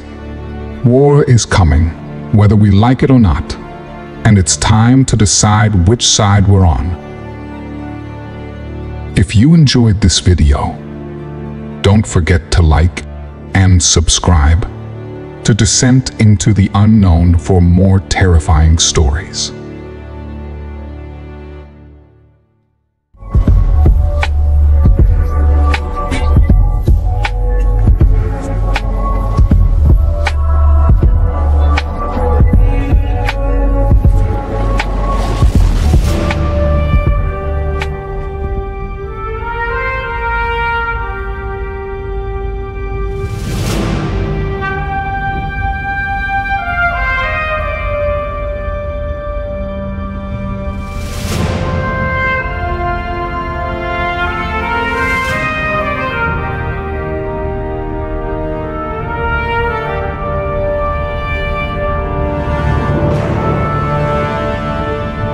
I awoke to chaos, my senses being simultaneously overwhelmed. A light brighter than any sun temporarily blinded me, and my ears were filled with a deafening, siren-like din. My body shot forward, and I instinctively prepared for a heavy collision, but I was pulled back into my seat, secured in place by a powerful magnetic force. The light faded, and the ominous, apocalyptic noise was replaced by the constant sounds of beeping control panels and distant explosions. I blinked, slowly opening my eyes and looking down at my own body, finding my frail form encased in a suit of armor. An exoskeleton designed for modern warfare, which offered me partial, but by no means, protection from the battle environment. I took a moment to catch my breath, and soon realized I was breathing through a respirator. A sealed helmet covering my head, but allowing me to see out through a thick but transparent visor. I was still secured to my jump seat, restrained by an invisible force, and protected from the extreme pressures. But I was able to turn my head and observe my immediate surroundings. I sat inside a tight metal tube, surrounded by other bodies. I saw people to my left and right, and across from me, noting how they were all similarly kitted out, dressed in heavy combat suits, which made them look like giants. I counted 15 suited individuals, not counting myself. Looking through their visors, I could see their faces. They were an assortment of races and genders, but all were human beings, just like me. Nobody spoke or even met my eye, but I sensed we were all experiencing the same emotions in that moment. Fear, adrenaline, wonder, and also disbelief. We weren't meant to be here. That seemed certain. All of us were human beings, most born on Earth, although some were citizens of the galaxy. In any case, we were all a long way from home, caught up in an alien conflict not of our making. We hadn't asked for this war, but there was no other choice but to fight. The enemy had to be defeated, and this was our one and only shot. The tension continued as our tube-shaped craft was propelled through space. And suddenly, my command helmet came to life. transmitting a surge of information, images, and data that appeared on the inside of my visor. My meager brain struggled to take it all in, and I'm sure I failed to understand much of what flashed before my eyes, but I got the gist of it. I was a mere foot soldier participating in one of the largest and most complex military operations in galactic history. The invasion of Hades, the home world of the vicious and warmongering Astri race.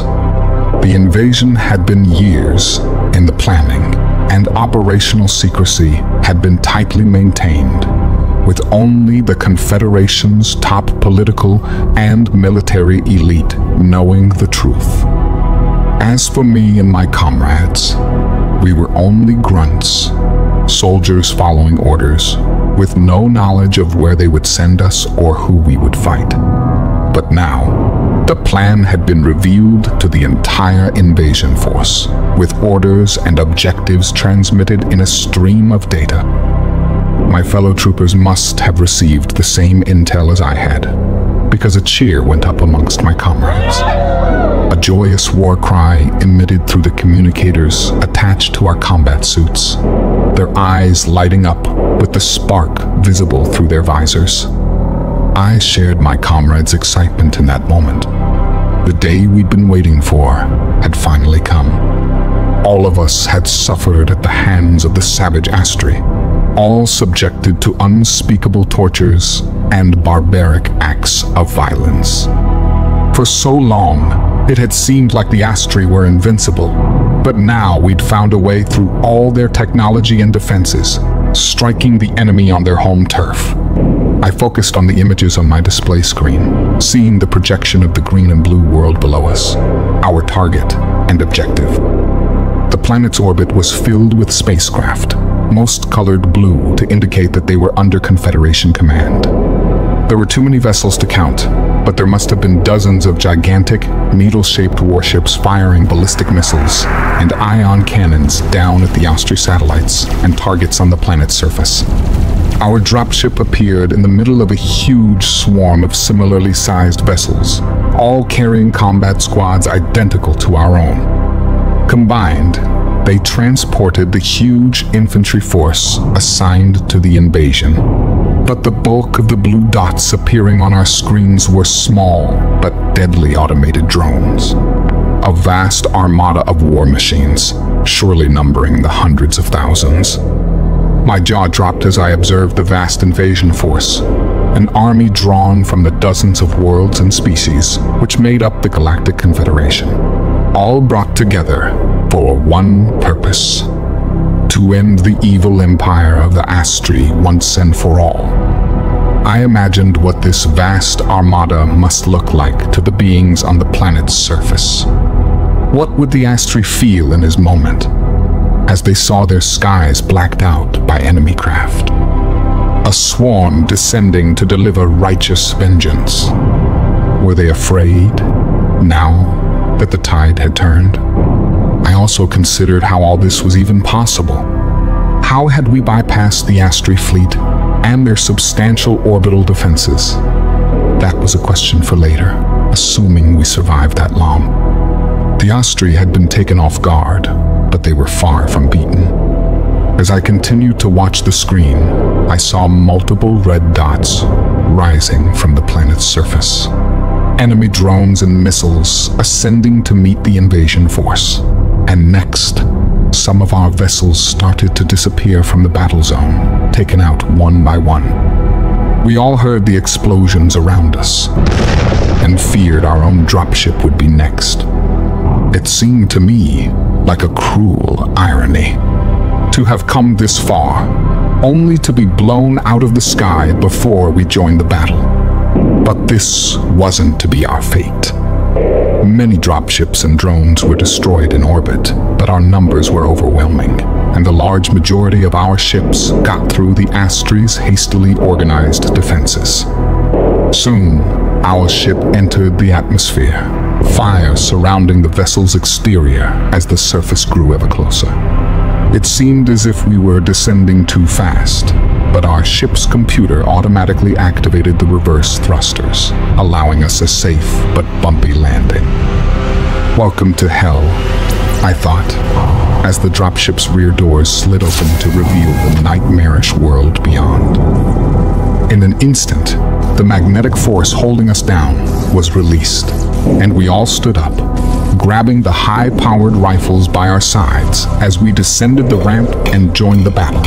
My boots thumped heavily on the metal ramp, and then I was running on dirt, taking my first steps on Hades.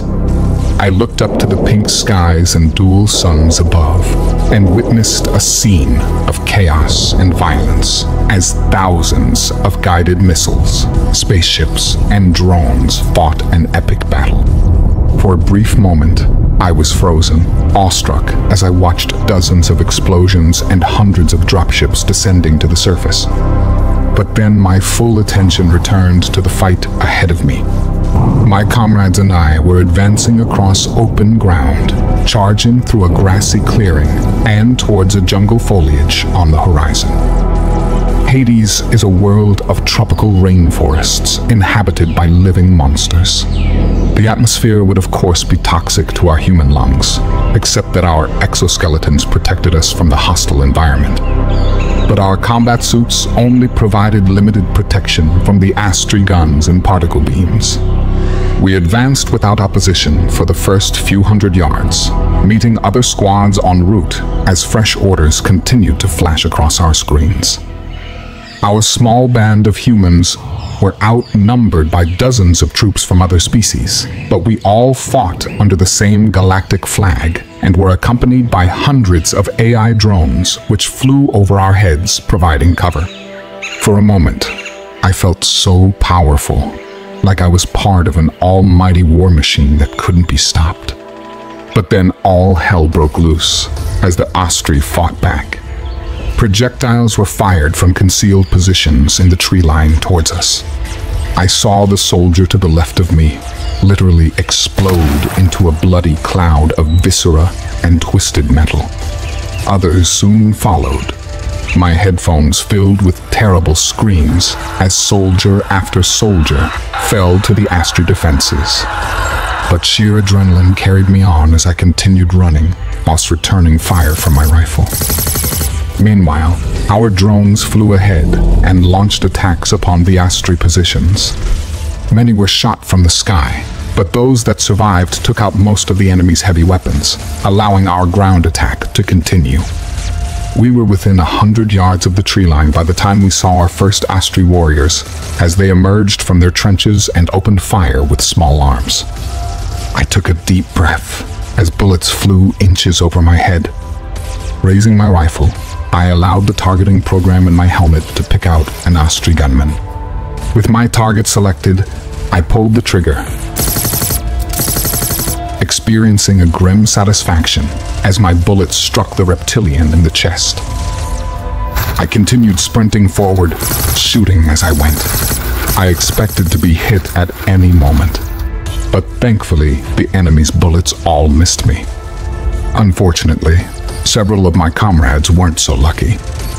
The Astri made us pay a heavy price for the ground, and many brave soldiers made the ultimate sacrifice. But we had the advantage in numbers and firepower, and this proved overwhelming. I reached the tree line unscathed, jumping down into what I thought was an empty foxhole, only to be confronted by an Astri soldier who emerged from a tunnel beneath me. I froze momentarily as the brutish yet calculating killer came at me, slashing out with its razor-sharp claws before I could react. Its claws tore at the neck of my combat suit, but failed to penetrate. I think it would have sliced my throat open if it hadn't been for my armor. But I survived the attack, falling backwards, but firing upon the Astri, which had flung itself at me. The projectile easily penetrated the reptilian's red-scaled hide, throwing its body backwards as it squealed in pain. The alien squirmed in agony in the dirt with a bullet in its gut. A part of me took a perverse pleasure from the Astri's suffering, but I couldn't stand the terrible screeching that the wounded warrior emitted, and so I fired a second shot, putting the alien out of its misery. I stood for a minute over the Astri's body, admiring my own bloody handiwork, but I didn't dwell for long as the bloody chaos of battle continued all around me. I saw my comrades fighting Astri holdouts, hand to hand along the trench line, and I went to their aid, taking out 1, 2, and then 3 enemy warriors in quick succession. We slaughtered them to the last one. No Astri attempted to surrender. I doubt their strict warrior culture would allow such a capitulation. Before long, the trenches were ours, and the sounds of screaming and cracking bones in my ears were replaced by joyous cries of celebration. Fresh data flashed in front of my eyes, providing real-time updates on the battle. We had taken our first objective, and even though our losses were high, the casualty rate was lower than the pre-battle projections. But there was still a lot of fighting to come. We proceeded slowly and cautiously through the alien jungle, carefully watching for any signs of booby traps or an enemy ambush. The thick vegetation was difficult to transverse, and I practically jumped at every cracked branch or unidentified chirp. The Astri were only one of the threats in this dangerous environment, as many of the indigenous predators were more than capable of taking on a fully grown human male, even one clad in a combat suit. Nevertheless, we crossed through the thick jungle without incident, only hearing the distant din of explosions and gunfire emanating from dozens of separate skirmishes across the continent. After some time, we emerged into another artificial clearing, looking up in awestruck horror at our second objective. The Astri Cathedral dominated the skyline, with its needle-like steeple extending to several hundred feet.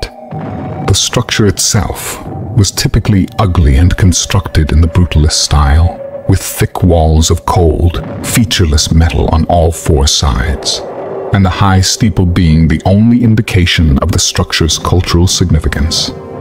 The steel doors of the hellish cathedral were firmly shut, and I dreaded to think of the horrors on the far side of them.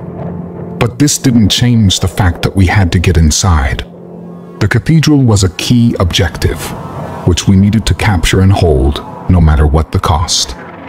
Our orders came through, and I dropped down to my knee, providing cover, whilst a sapper team attached plastic explosives to the door. All was quiet, except for the distant explosions and missile strikes I observed in the darkening skies above.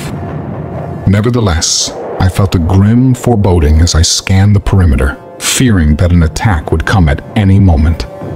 My heart jumped when I heard the dull thud of an explosion, only to realize it was our demolition team blowing the door open. And then I joined my comrades, rushing forward as we piled inside of the twisted cathedral and witnessed the horrors within. I entered what was clearly a hostile environment, the cathedral's interior only dimly lit by a blood-red illumination. I activated the night vision function on my helmet controls, following my comrades as we advanced down the aisle and past the cold metal pews as we searched for threats. What we saw was a vile example of the Astri's cruelty and sadism. Mounted on the walls were the severed heads of dozens, perhaps hundreds, of their victims. I observed many different species, including human beings, and all of the heads still lived, emitting silent screams as their crazed eyes observed our advance into their torture chamber. But worse still was the monstrosity displayed above the altar at the back of the cathedral. I felt sick to my stomach when I witnessed the scene. A grotesque mosaic of skin, body parts, mouths, and eyes. It seemed that multiple beings had been stitched together to create this Frankenstein-like monster. and the creature was somehow alive, squirming in absolute agony and exerting a dozen tortured cries from as many mouths. My squad halted their advance, all awestruck and frozen in abject horror as we listened to the blood-curdling screams. Unfortunately, we let our guard down and didn't see the attack coming until it was too late. I spotted the projectile out of the corner of my eye, but didn't have time to shout a warning before it hit the man in front of me, penetrating his armor and impaling him through the chest. The dying man dropped to his knees, turning to face me with terror and pain in his eyes before his visor was obscured with blood. I swung around, seeing the dark shapes emerging from the shadows and moving rapidly towards the aisle. The Astri who assaulted us were taller, stronger, and faster than those we'd previously fought. A warrior priest elite with a fanatical zeal who would defend their sacred temple at all costs. The soldiers around me fired in a panic, but the attackers moved so fast, jumping upon my comrades and knocking them to the floor before stabbing through their armor with war pikes. I heard the thunderous roars of the attackers and the terrified screams of our soldiers, and I knew I had to take charge of the fight back. Otherwise, we would surely all die in this hellhole. I raised my rifle to aim, but wasn't quick enough. A 7-foot-tall Astri knocked the gun from my hands and struck me hard across my head.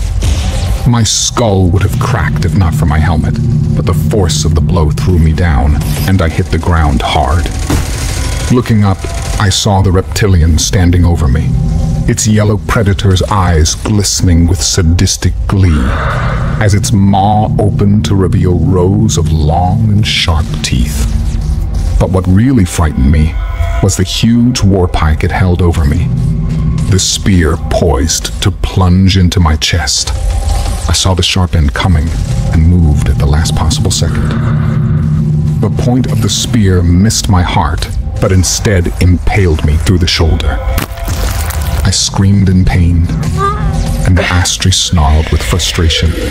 The last thing I heard was gunfire, and then everything went black. I woke up screaming, clutching at my shoulder, only to find there was no wound. Next, I ripped the helmet from my head and the appendages from the rest of my body. I was sweating profusely and struggled to breathe as I surveyed my surroundings.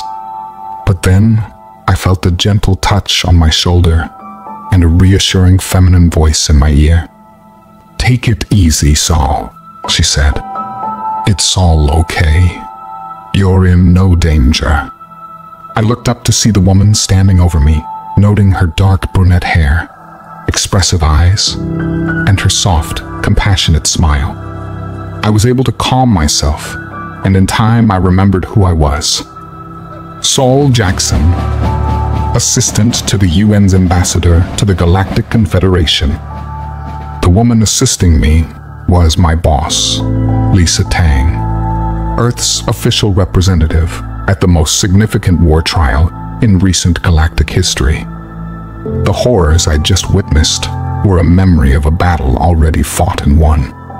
But the memories were not my own. I had lived through somebody else's experiences, courtesy of a full immersion VR program provided by our friendly alien hosts. It had all seemed so real, and yet I'd never set foot on the Astri's homeworld, let alone fought a war against them. I had encountered the reptilian aliens before. However, having led a disastrous diplomatic mission which resulted in humiliation, capture, and the violent death of my companion, I thought this disaster would mark the end of my career, and possibly my life, assuming the government decided to liquidate me to hide the truth. But times had changed, and I'd been given a second chance, an opportunity for redemption, if you will. I removed the remainder of the VR apparatus from my still shaking body with Lisa's assistance, noting the sterile white room we inhabited. a cabin on board the Confederation Needle ship transporting us to our destination. "I'm sorry to have put you through that, Saul," Lisa said sympathetically as we sat down together, and she offered me a glass of water. "But I believe it was something you needed to see for yourself." "Agreed," I replied after taking a deep gulp of cold water. "Who was he?" I asked, referring to the soldier whose memories I'd relived. "Is he still alive?" "His name is Jamie Wallace," Lisa confirmed. "And yes, he survived the battle." Jamie's story is quite something. Abducted from Earth, thrown into a slave rebellion, and then recruited by the Confederation military. He fought in the liberation of Europa before joining the Human Legion. As you've seen, he was in the first wave of the Hades invasion, wounded in combat, but honored for his bravery during the final assault on the Astri capital. "Wow," I said in awe. "He's quite the hero." "Yes, it certainly seems so," Lisa replied thoughtfully. "But I guess we'll find out soon enough. Legionnaire Wallace will meet us once we arrive at Europa." I gulped, already feeling intimidated by the prospect of meeting an intergalactic war hero. But what really chilled me to my bones was the prospect of returning to the Europa moonbase. I had barely survived my previous visit and had been left in terrified awe of the murderous Astri. I believed they were invincible back then, but now everything had changed. The Astri homeworld had fallen. Their empire was shattered, and their leadership was standing trial for war crimes beyond count. I shook my head as I tried to come to terms with all I'd heard and seen. "I still don't understand," I said, whilst meeting Lisa's sympathetic gaze across the white table. "How did the Confederation pull off the attack? Why didn't the Astri see them coming?" "The Kalmar," Lisa replied. The name was familiar to me, as I'd read about this species in my briefing. The Kalmar were an aquatic, squid-like race who'd accumulated enormous wealth and power through their control of the vital wormhole network which crisscrossed the galaxy. Travel between star systems was virtually impossible without the Kalmar's cooperation. But it still didn't add up. "The Kalmar have never taken sides," I said, repeating the words from my briefing document. Lisa smiled thinly before replying. "Times have changed. It's true that the Kalmar are primarily motivated by self-interest and greed, but they've come to realize that the Confederation is a safer bet in the long term. They conspired with the galactic leadership and allowed Allied forces access through their wormholes, meaning the fleet could jump straight into the Astri's home system undetected." I nodded my head in understanding. The Kalmar had stabbed the Astri in the back, throwing their lot in with the Confederation. It had been a risky move, but seemed to have paid off. "So," I continued, as my brain processed this new information, "the Kalmar opened up the wormhole, but surely the Astri had planetary defenses. The landing looked a little too easy to me." "Their planetary defenses were offline," Lisa explained. "That was the work of the Gaians." I thought for a moment before remembering the name. The Gaians were a slave race who'd lived for thousands of years under Astri domination. They were responsible for developing and maintaining most of the Astri's advanced technology, so it made sense that they could disable Hades' defenses when the time came. "Wow," I exclaimed, as it all started to come together in my head. "That's quite the coalition." Lisa laughed nervously before responding. "Well, the Astri have made a lot of enemies over the years. I guess that's what happens when you spend centuries slaughtering, torturing, and enslaving every other species in the galaxy." I chuckled at Lisa's comment, but then a coldness ran through me as I contemplated all the atrocities the Astri had committed over countless generations. So that's it then, I concluded. The Astri are defeated. Not entirely, Lisa said with a sigh of regret. Their leadership has been killed or captured and the bulk of their forces destroyed, but there are holdouts scattered across the galaxy. Single ships and garrisons are cut off now because they can't access the wormholes. As for Hades, Confederation forces are in control of the cities, but die-hard Astri warriors have retreated to the jungles where they continue to wage a guerrilla war. I shook my head in astonishment. The Astri were fanatics, raised from birth to fight and die for the glory of their race.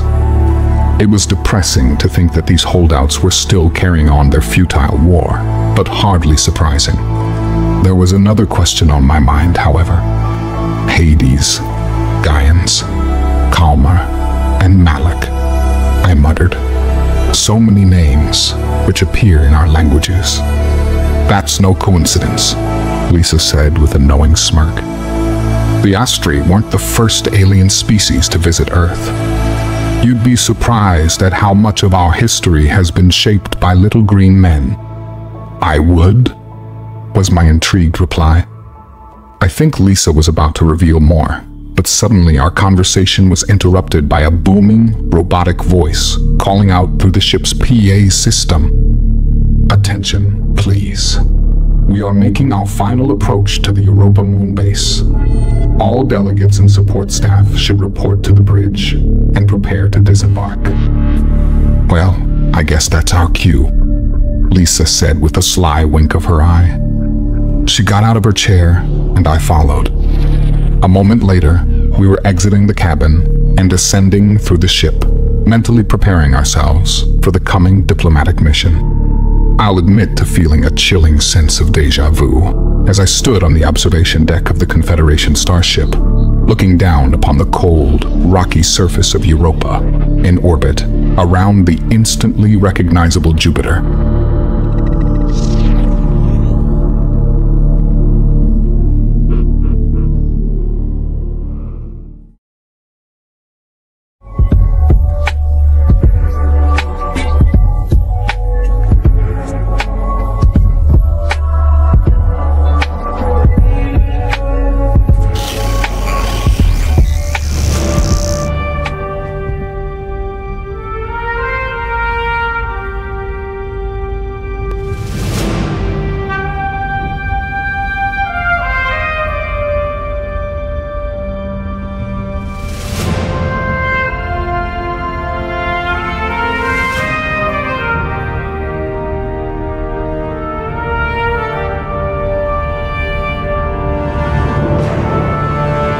I'd been here not so long ago, back when the moon base was still under the enemy's control.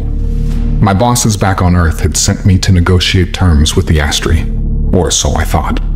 In fact, my diplomatic mission was a lie. A cover story meant to conceal the true nature of the clandestine operation. My companion, a military man called Henderson, was purposefully injected with a virus deadly to the Astri, and his mission was to infect and kill the enemy garrison.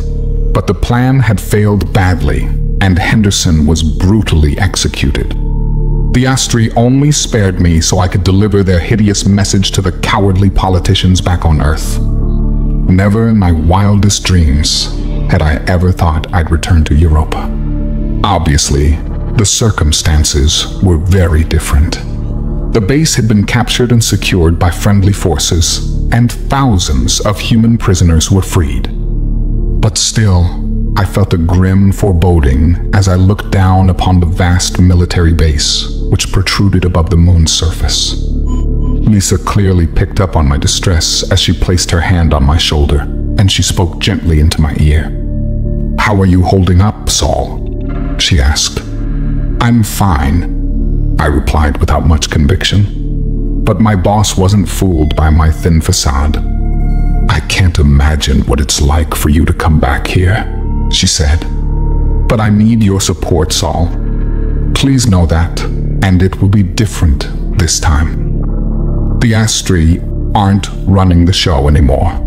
They're finally going to face justice for what they did to our people. I saw her eyes light up as she spoke her next words. This is a new beginning for all of us. The UN is close to approving Earth's application to join the Galactic Confederation. And before long, we will have to reveal the truth to the people. This isn't a time for fear. It's the time for hope.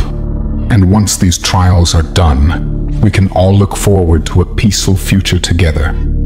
I continued to look into Lisa's dark brown eyes as I feigned a smile. I admired my boss very much.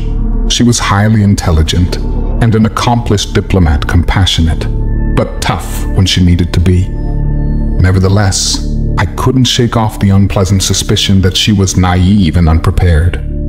Lisa Tang had read all the briefings, and she'd experienced the VR reconstructions, but she'd never seen the Astri in the flesh like I had. I feared Lisa didn't truly know our enemy. If she did, she'd realize that the Astri were always dangerous, even when they were locked behind bars. My anxiety only increased as our ship descended down to the moon's surface and docked. Soon, our party left the safe and aesthetically pleasing Confederation starship with its clean, white surfaces and comfortable cabins, and we entered the black and grim interior of the Astri base. The facility was now under Allied control, but there was little they could do about the design and decor. The dark, twisting corridors cutting deep into the moon's core. I couldn't help but recall the horrors I'd been subjected to during my previous ill-fated visit. The psychological tricks the Astri used against us, the thousands of wailing prisoners held in tight cages, the sadistic death fight organized for entertainment, and Henderson's agonizing death at the hands of a hideous alien monster. I was only one of thousands who'd been tortured in this hell-like prison, except I'd been one of the few lucky enough to survive the ordeal.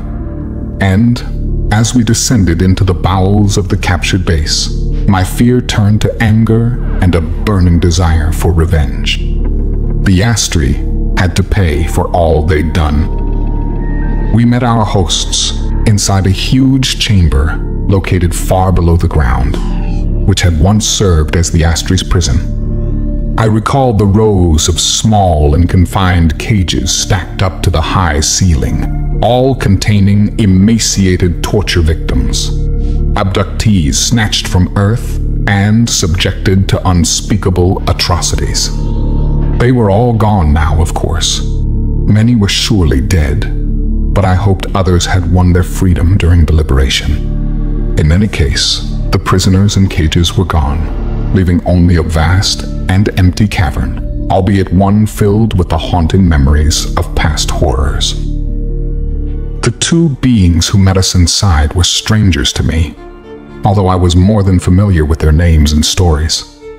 Firstly, there was Gabriel, a member of the Malik race and one of the Confederation's top diplomats. He stood close to 7 foot tall, a slim and pale-skinned humanoid with large, oval-shaped dark eyes. Eyes which shone with intelligence and compassion. Our second host was human, his face weathered and scarred, and his eyes were hard, like they'd seen too much pain and suffering. I'd never met him before, but I had lived a part of his life, seeing and experiencing his bloodiest day. The human was Jamie Wallace, hero of the Europa liberation and invasion of Hades. Here standing before me was perhaps the greatest war hero in human history, but few on Earth had ever heard his name. I wanted to rush forward and shake the man's hand, but instead I remembered the diplomatic niceties, letting Lisa take the lead as she made the necessary introductions. "Welcome, my friends," Gabriel said in an almost song-like voice. "I am honored to greet Earth's representatives on this important yet solemn occasion." "Thank you, Mr. Ambassador," Lisa replied politely. and the honor is all ours. May I inquire as to my friend's well-being? Gabriel asked. I do hope he is readjusting to life on Earth. He is indeed, Lisa replied with a sincere smile. Ambassador Habib is making excellent progress in his talks with the UN representatives. We hope to have a deal signed shortly.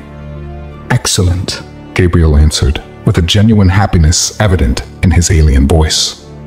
Ambassador Habib was the Confederation's representative on Earth, a human who'd been abducted by the Astri as a child and sold into slavery before he was rescued from a mining colony by Allied forces.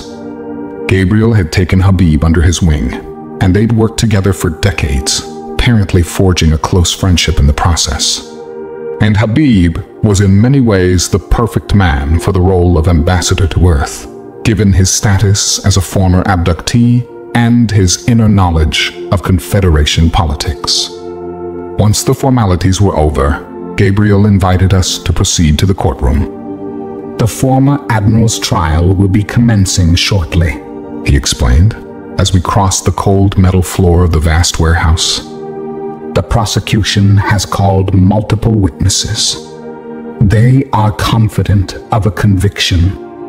The Astri he referred to was Admiral Taz, a high-ranking commander who'd been captured during the Hades invasion. Before his promotion, he'd commanded the Europa base for many years and had overseen the systematic torture and murder of thousands of human beings. And now he'd been returned here to the scene of the crime to face justice for his many sins. There was something poetic about this trial, although part of me wished Taz was dead already, cast down to hell, where he belonged. I took the opportunity to speak with Jamie as we walked, quietly expressing my admiration for his many achievements. I watched your combat footage from Hades and have read your file, I began. I'm sorry if this sounds like a cliché, but I want to thank you for your service. The entire human race owes you and your comrades a great debt. Wallace remained silent for a long time and would not meet my eye. I sensed a deep sadness in the man and worried that I'd said the wrong thing, but the soldier did eventually answer.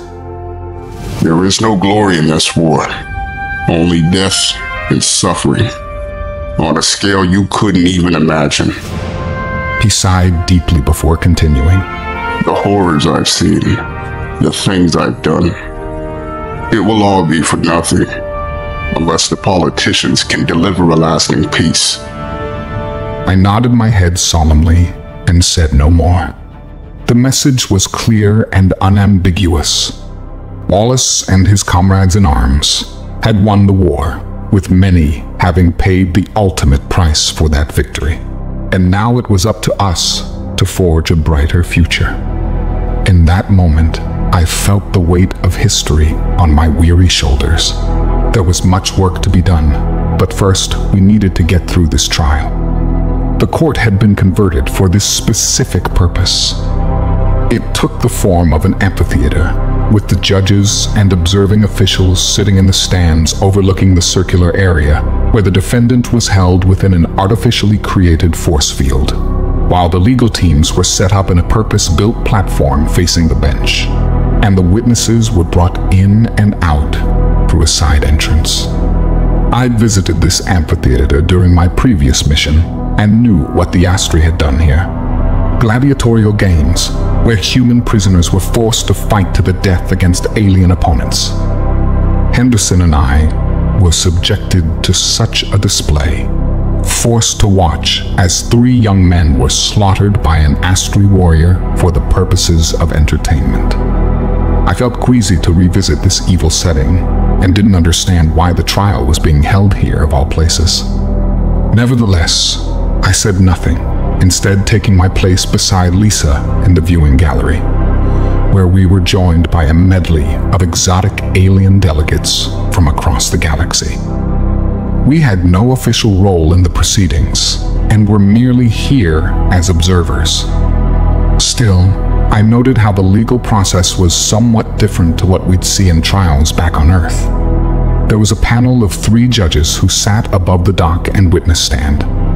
The head judge was a Malak, and to his right was a member of the Lycan race, a gray-haired wolfman with fierce and intimidating eyes. The third and final panel member was a calmer, except he was not here in person. The large squid-like alien with flaying tentacles and saucer-sized eyes was projected into the courtroom and took the form of a 3-dimensional hologram. There were logistical reasons for the alien not appearing in the flesh, but I recalled how the Kalmar were notoriously xenophobic, and their judge perhaps didn't wish to mix with so many alien species.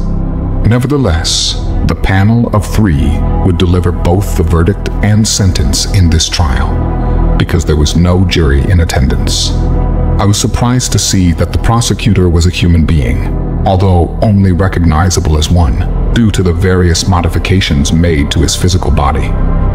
He introduced himself as Elijah, without providing a surname, and proceeded to deliver a passionate opening statement in which he outlined the substantial case against Admiral Taz, including charges of mass kidnapping, slavery, murder, and genocide. It was certainly a compelling case, and it was difficult to imagine what defense the Astri commander could offer, other than to cite the brutal and violent nature of his species. The defense lawyer was, in fact, an AI drone which hovered over the courtroom floor. The Astri refused to recognize the legitimacy of the court, and no Confederation lawyer wanted to represent these monsters. And so, a robotic advocate was the only other option. And then there was the defendant himself. Admiral Taz stood behind a transparent force field, flanked by a duo of armed guards. 2 fierce-looking Lycans, armed with laser pistols and sabers. The Astri prisoner still frightened me, in spite of his situation. I watched carefully as his intelligent, predatory eyes scanned the courtroom, sizing up the security and attendees. I dreaded to think what was going through his twisted mind, but I feared the Astri had a devious plan yet to be revealed. What promised to be a long trial commenced with the calling of the first witness. The young man who was ushered into the court looked terrified, visibly shaking, as he crept past the snarling Admiral Taz and took his place on the witness stand. His face was a ghostly shade of pale, and his eyes watery as he gave his name and answered preliminary questions from the prosecutor. Thankfully, the nervous witness didn't need to provide a verbal statement or be cross-examined. The Confederation's neural technology allowed us to view a visual representation of his memories, which were projected onto a screen on the far side of the amphitheater. I felt a sickness rising from the pit of my stomach as I watched a depressingly familiar tragedy play out. It started with the victim walking through a forest at night, suddenly surprised by a blaring siren and a blinding light emanating from above the treetops. The man tried to run, breathing heavily as he dashed deeper into the forest, but the tractor beam got him, and suddenly his body was lifted from the ground and pulled upwards. He kicked and screamed, but all his efforts were futile as he was sucked into the light, and then the screen went black as the witness presumably lost consciousness. The next relived memory showed the witness naked and exposed in a tight cage, with all his dignity stripped away. He was held in a row of similar cages, with fellow prisoners on each side of him, all emaciated and many bearing the obvious signs of torture, with deep scars evident on their naked skin. I noted how many sat in their own filth. Several were crying, and some appeared to have lost any semblance of sanity, rocking back and forth and muttering to themselves incoherently. The wailing of the prisoners increased in volume when an Astri drone proceeded down the line, dispassionately observing the caged humans with its inbuilt cameras. The robot stopped beside the witness's cage, homing in on him while deploying its weapons. The man screamed as he recoiled in terror, but there was no escape from the tight cage. And then the drone fired a taser-like weapon, knocking the man out, and once again turning the screen black. The third memory apparently took place after the witness regained consciousness. He was down on his knees in a dark room, the floor below him sticky with what was surely dried blood. The man whimpered in terror until the lights suddenly switched on. A row of shaking prisoners were lined up, their heads down and hands bound behind their backs. And suddenly, a ferocious Astri emerged, walking along the line and looking down upon his prisoners with utter contempt. I looked closer and realized that the reptilian was none other than Admiral Taz. The cold look in his yellow, predatory eyes was unmistakable. I took a deep breath as we watched the atrocity play out in the witness's eyes. Taz carried a long and sharp saber in his right claw, suddenly stabbing out and impaling the first prisoner with the sword, rapidly withdrawing the blade before the prisoner fell heavily and bled out on the cold metal floor. Taz quickly moved on to the next prisoner, slashing out with the sword and exerting a great force, which cut the man's head clean off. The severed head rolled along the ground and came to rest just inches in front of the witness. He looked away in disgust, shaking and crying under his breath as he waited for the Astri to reach him. The Admiral snarled, and the witness looked up, seeing the open maw of the reptilian with his razor-sharp fangs exposed. The beast's pupils dilated, and there was no hint of compassion or mercy behind them. He raised his sword, and it seemed certain that he would kill the witness, but at the last moment he stopped, laughing cruelly before smacking the human with the back of his claw, knocking him down and returning the screen to darkness. This marked the end of the first witness's evidence. Shocked gasps and outraged muttering broke out amongst the public gallery from both human and alien observers alike. I myself was sickened and enraged, but also hopeful. Admiral Taz had almost certainly spared the life of the witness that day, so he could continue to torture him in the future. But he'd made a critical error.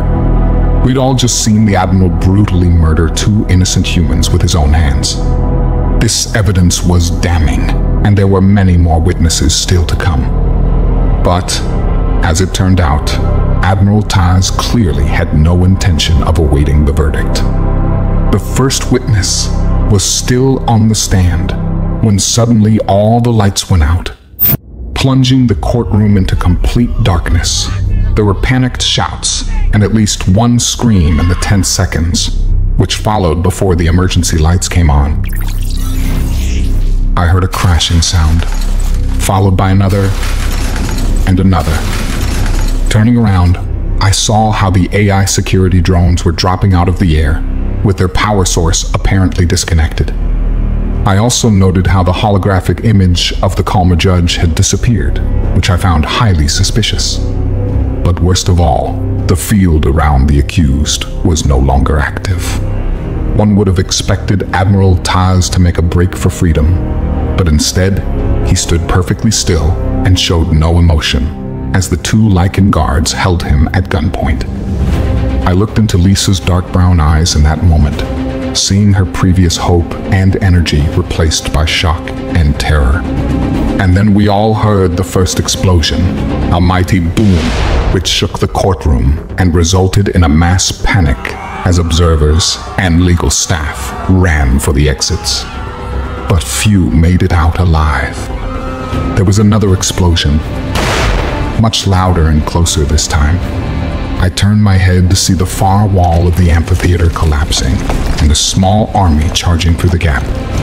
The war machines came fast, a dozen killer drones of Astri design, all heavily armed and armored. I knew what was coming and instinctively dove to the floor, dragging Lisa down with me. This action surely saved both of our lives. As a second later, The drones fired indiscriminately with high-velocity rounds and laser cannons. We heard the deafening din of gunfire and terrified screams as bloody chaos ensued inside of the courtroom. Within minutes, dozens of delegates and observers were cut down in a heinous massacre, with the prosecutor, first witness, and 2 remaining judges all dying in quick succession. I fearfully looked down to where the Admiral stood, now freed from his force field prison. One of the guards was down, while the second Lycan was distracted, firing upwards at the drones descending upon him. Taz took his opportunity, grabbing a saber from the dead guard and plunging it into the Lycan's back.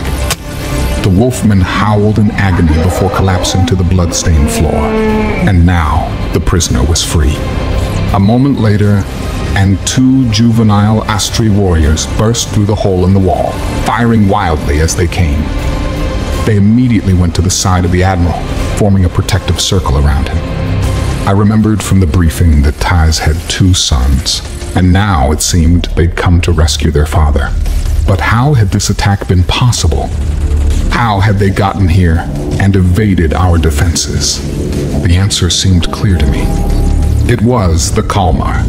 The bastards had double-crossed us, but there would be time for recriminations later if we survived. I took advantage of a temporary lull in the fighting as the Astri invaders secured their perimeter. Grabbing Lisa firmly by the hand, I whispered in her ear, saying, "We need to get out. They will kill us." Lisa nodded her head in agreement, and we moved, staying low as we rushed for the exit. Somehow, we made it out into the corridor as the gunfire started up behind us. We ran halfway down before getting caught in the crossfire, as a Confederation security squad fired from one end, and the trio of Astri attacked from our rear. I fought quickly, seeing a door on our right-hand side and screaming, "Quick! In here!" We darted inside, barely avoiding the bullets and laser beams, but we were far from safe. "What the hell is this place?" Lisa asked fearfully. I scanned the room, and my blood froze when I saw the pair of metal gurneys in the center of the room, and the various sharp and nasty implements held on a rack in the corner. We'd unwittingly taken refuge inside of an Astri torture chamber. But it got worse.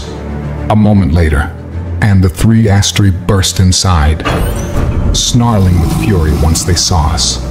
The first son held us at gunpoint, while his brother shot out the door's mechanism, trapping us all inside. Meanwhile, the Admiral glared at us with a murderous glint in his reptilian eyes, and I knew we were in serious trouble. The 2 juveniles darted forward, seizing both Lisa and I with their claws. We kicked and screamed, but could not escape, as our bodies were slammed down against the cold gurneys, and our arms and legs were strapped in securely. I heard Lisa sobbing softly, but there was nothing I could do to help my boss, because I was tied down too, staring up at the ceiling as my whole body shook. The Astri had me in their ice-cold grasp again, and I didn't expect to be spared for a second time. Our captors left us alone for a time as they fought amongst each other. We could hear a flurry of activity on the other side of the sealed door, and it seemed like Confederation forces had regained control of the corridor. Admiral Taz snarled and growled, his tongue and claws clicking aggressively as he remonstrated with his sons. At one point, he lashed out, striking his younger child and beating him mercilessly whilst he was on the floor. Clearly, the rescue operation hadn't gone to plan. The assault force had successfully liberated the Admiral from the courtroom, but their escape plan must have gone south, as now they were cornered and trapped. I thought the situation might work to our advantage. If our captors needed us as hostages, they would surely have to keep us alive. But sadly, the Astri don't think this way. Once the Admiral had finished beating his youngest son, he turned his attention towards us. My blood froze once I saw the pure hatred burning in his murderous eyes. The The Astri Admiral had endured the humiliation of capture and imprisonment, and now he was filled with rage, ready to take vicious revenge upon us, his helpless and bound prisoners. I watched him looking down upon us as he considered who he would torture first. I fought against my restraints, but to no avail, and Taz grinned sadistically at me, showing his fangs, before he moved on, his claws clicking on the metal floor as he approached Lisa's gurney. "No," I screamed. "Leave her alone, you sick bastard." But he would not stop. Taz had a selection of torture implements to choose from, but he went old school, using his own sharp claws to inflict extreme pain. I heard Lisa pleading for mercy just before he cut into her flesh, and then she started to scream bloody murder. The long minutes which followed were the worst of my life, as I struggled in vain and shouted Lisa's name, squirming every time I heard the sickening sound of her flesh and bones being cut and her blood spraying in all directions. Gradually, Lisa's screams grew fainter as her strength faltered, and then she was silent. Tears were rolling down my cheeks, and my heart was broken, but Taz simply laughed cruelly, taking a moment to admire his own grisly handiwork before he turned his attentions toward me. The butcher stood over me with Lisa's blood still dripping from his claws as he prepared to cut. I closed my eyes, preparing for the worst, but salvation came at the last possible moment. I heard a soft popping sound, opening my eyes and looking over Taz's shoulder, seeing the cover of an air vent shoot open and a small drone fly through the gap. The drone opened fire, shooting and killing the eldest son in a lightning attack. Next, the robot turned on Taz, but the Admiral acted quickly, raising his laser pistol and shooting the drone out of the air. But a moment later, there was an explosion, which knocked Taz off balance and filled the room with a choking smoke. The door was blown open, and armed troops charged through. Taz recovered and raised his gun to fire, but he was too slow on this occasion. I saw Jimmy Wallace run into the torture chamber, firing as he came. His first round hit Taz square in his chest, throwing him backwards. The Astri fell heavily to the metal floor, squirming in agony from the bullet wound in his torso. But Wallace acted quickly, firing a second shot through the Admiral's head and ending his life once and for all. The younger son was the last Astri standing, but to my surprise, he threw down his gun and raised his claws to surrender. More troops entered the room, securing the prisoner and releasing me from my restraints. I should have been relieved, but instead I felt sick to my stomach as I glanced across at Lisa's mutilated corpse and realized she was beyond help. Once again, I had survived, but Ambassador Tang had paid the ultimate price, becoming yet another victim of a war that should be done and dusted. The tears continued to roll down my cheeks as they wheeled her body out of the room, and I cursed the dead Admiral Taz, whose corpse lay on the floor, believing that he'd gotten off far too easily. I was eventually escorted to the sickbay, where a medical drone examined me and prescribed a sedative for the shock. I continued to sit in the white room, struggling to come to terms with the savagery of what I'd just witnessed. I didn't want to speak with anyone in that moment, not even Wallace, who had saved my life. But in the end, it was Gabriel, the Malak diplomat, who came to speak with me. And the alien knew just what to say. I'm told you have suffered no serious injuries, he began in a cool and emotionless tone. Yeah, I replied sharply, whilst avoiding the Malak's oval eyes. I wanted him to leave me alone, but Gabriel persevered regardless. You grieve for your fallen colleague? He asked. Of course I do, I shot back angrily. That monster butchered her, and there was nothing I could do. Lisa deserved so much better. That last sentence hung in the air for a long moment. Gabriel didn't speak, but I sensed he was waiting for me to elaborate. I looked into his large, dark eyes, whilst I did so, feeling that I could speak freely. Ambassador Tang was a great woman, I eventually muttered. I used to think she was naive, but now I see how brave she was. Lisa wanted more than anything else to bring Earth into the Confederation and help build a lasting peace in our galaxy. That was the noble mission she was prepared to die for. Gabriel nodded in understanding before he replied, Well, then it is your duty to continue her good work. You must ensure your colleague did not die in vain. And of course, he was right.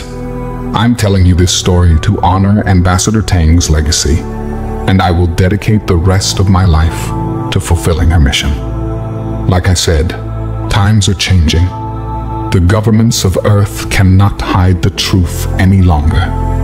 One day soon, the Malik and the other races of the Confederation will make themselves known to the global population, and we will take our place in the galactic community.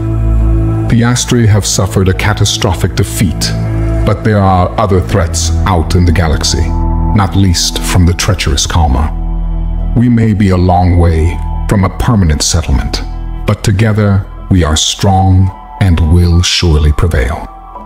Peace be with you, my friends.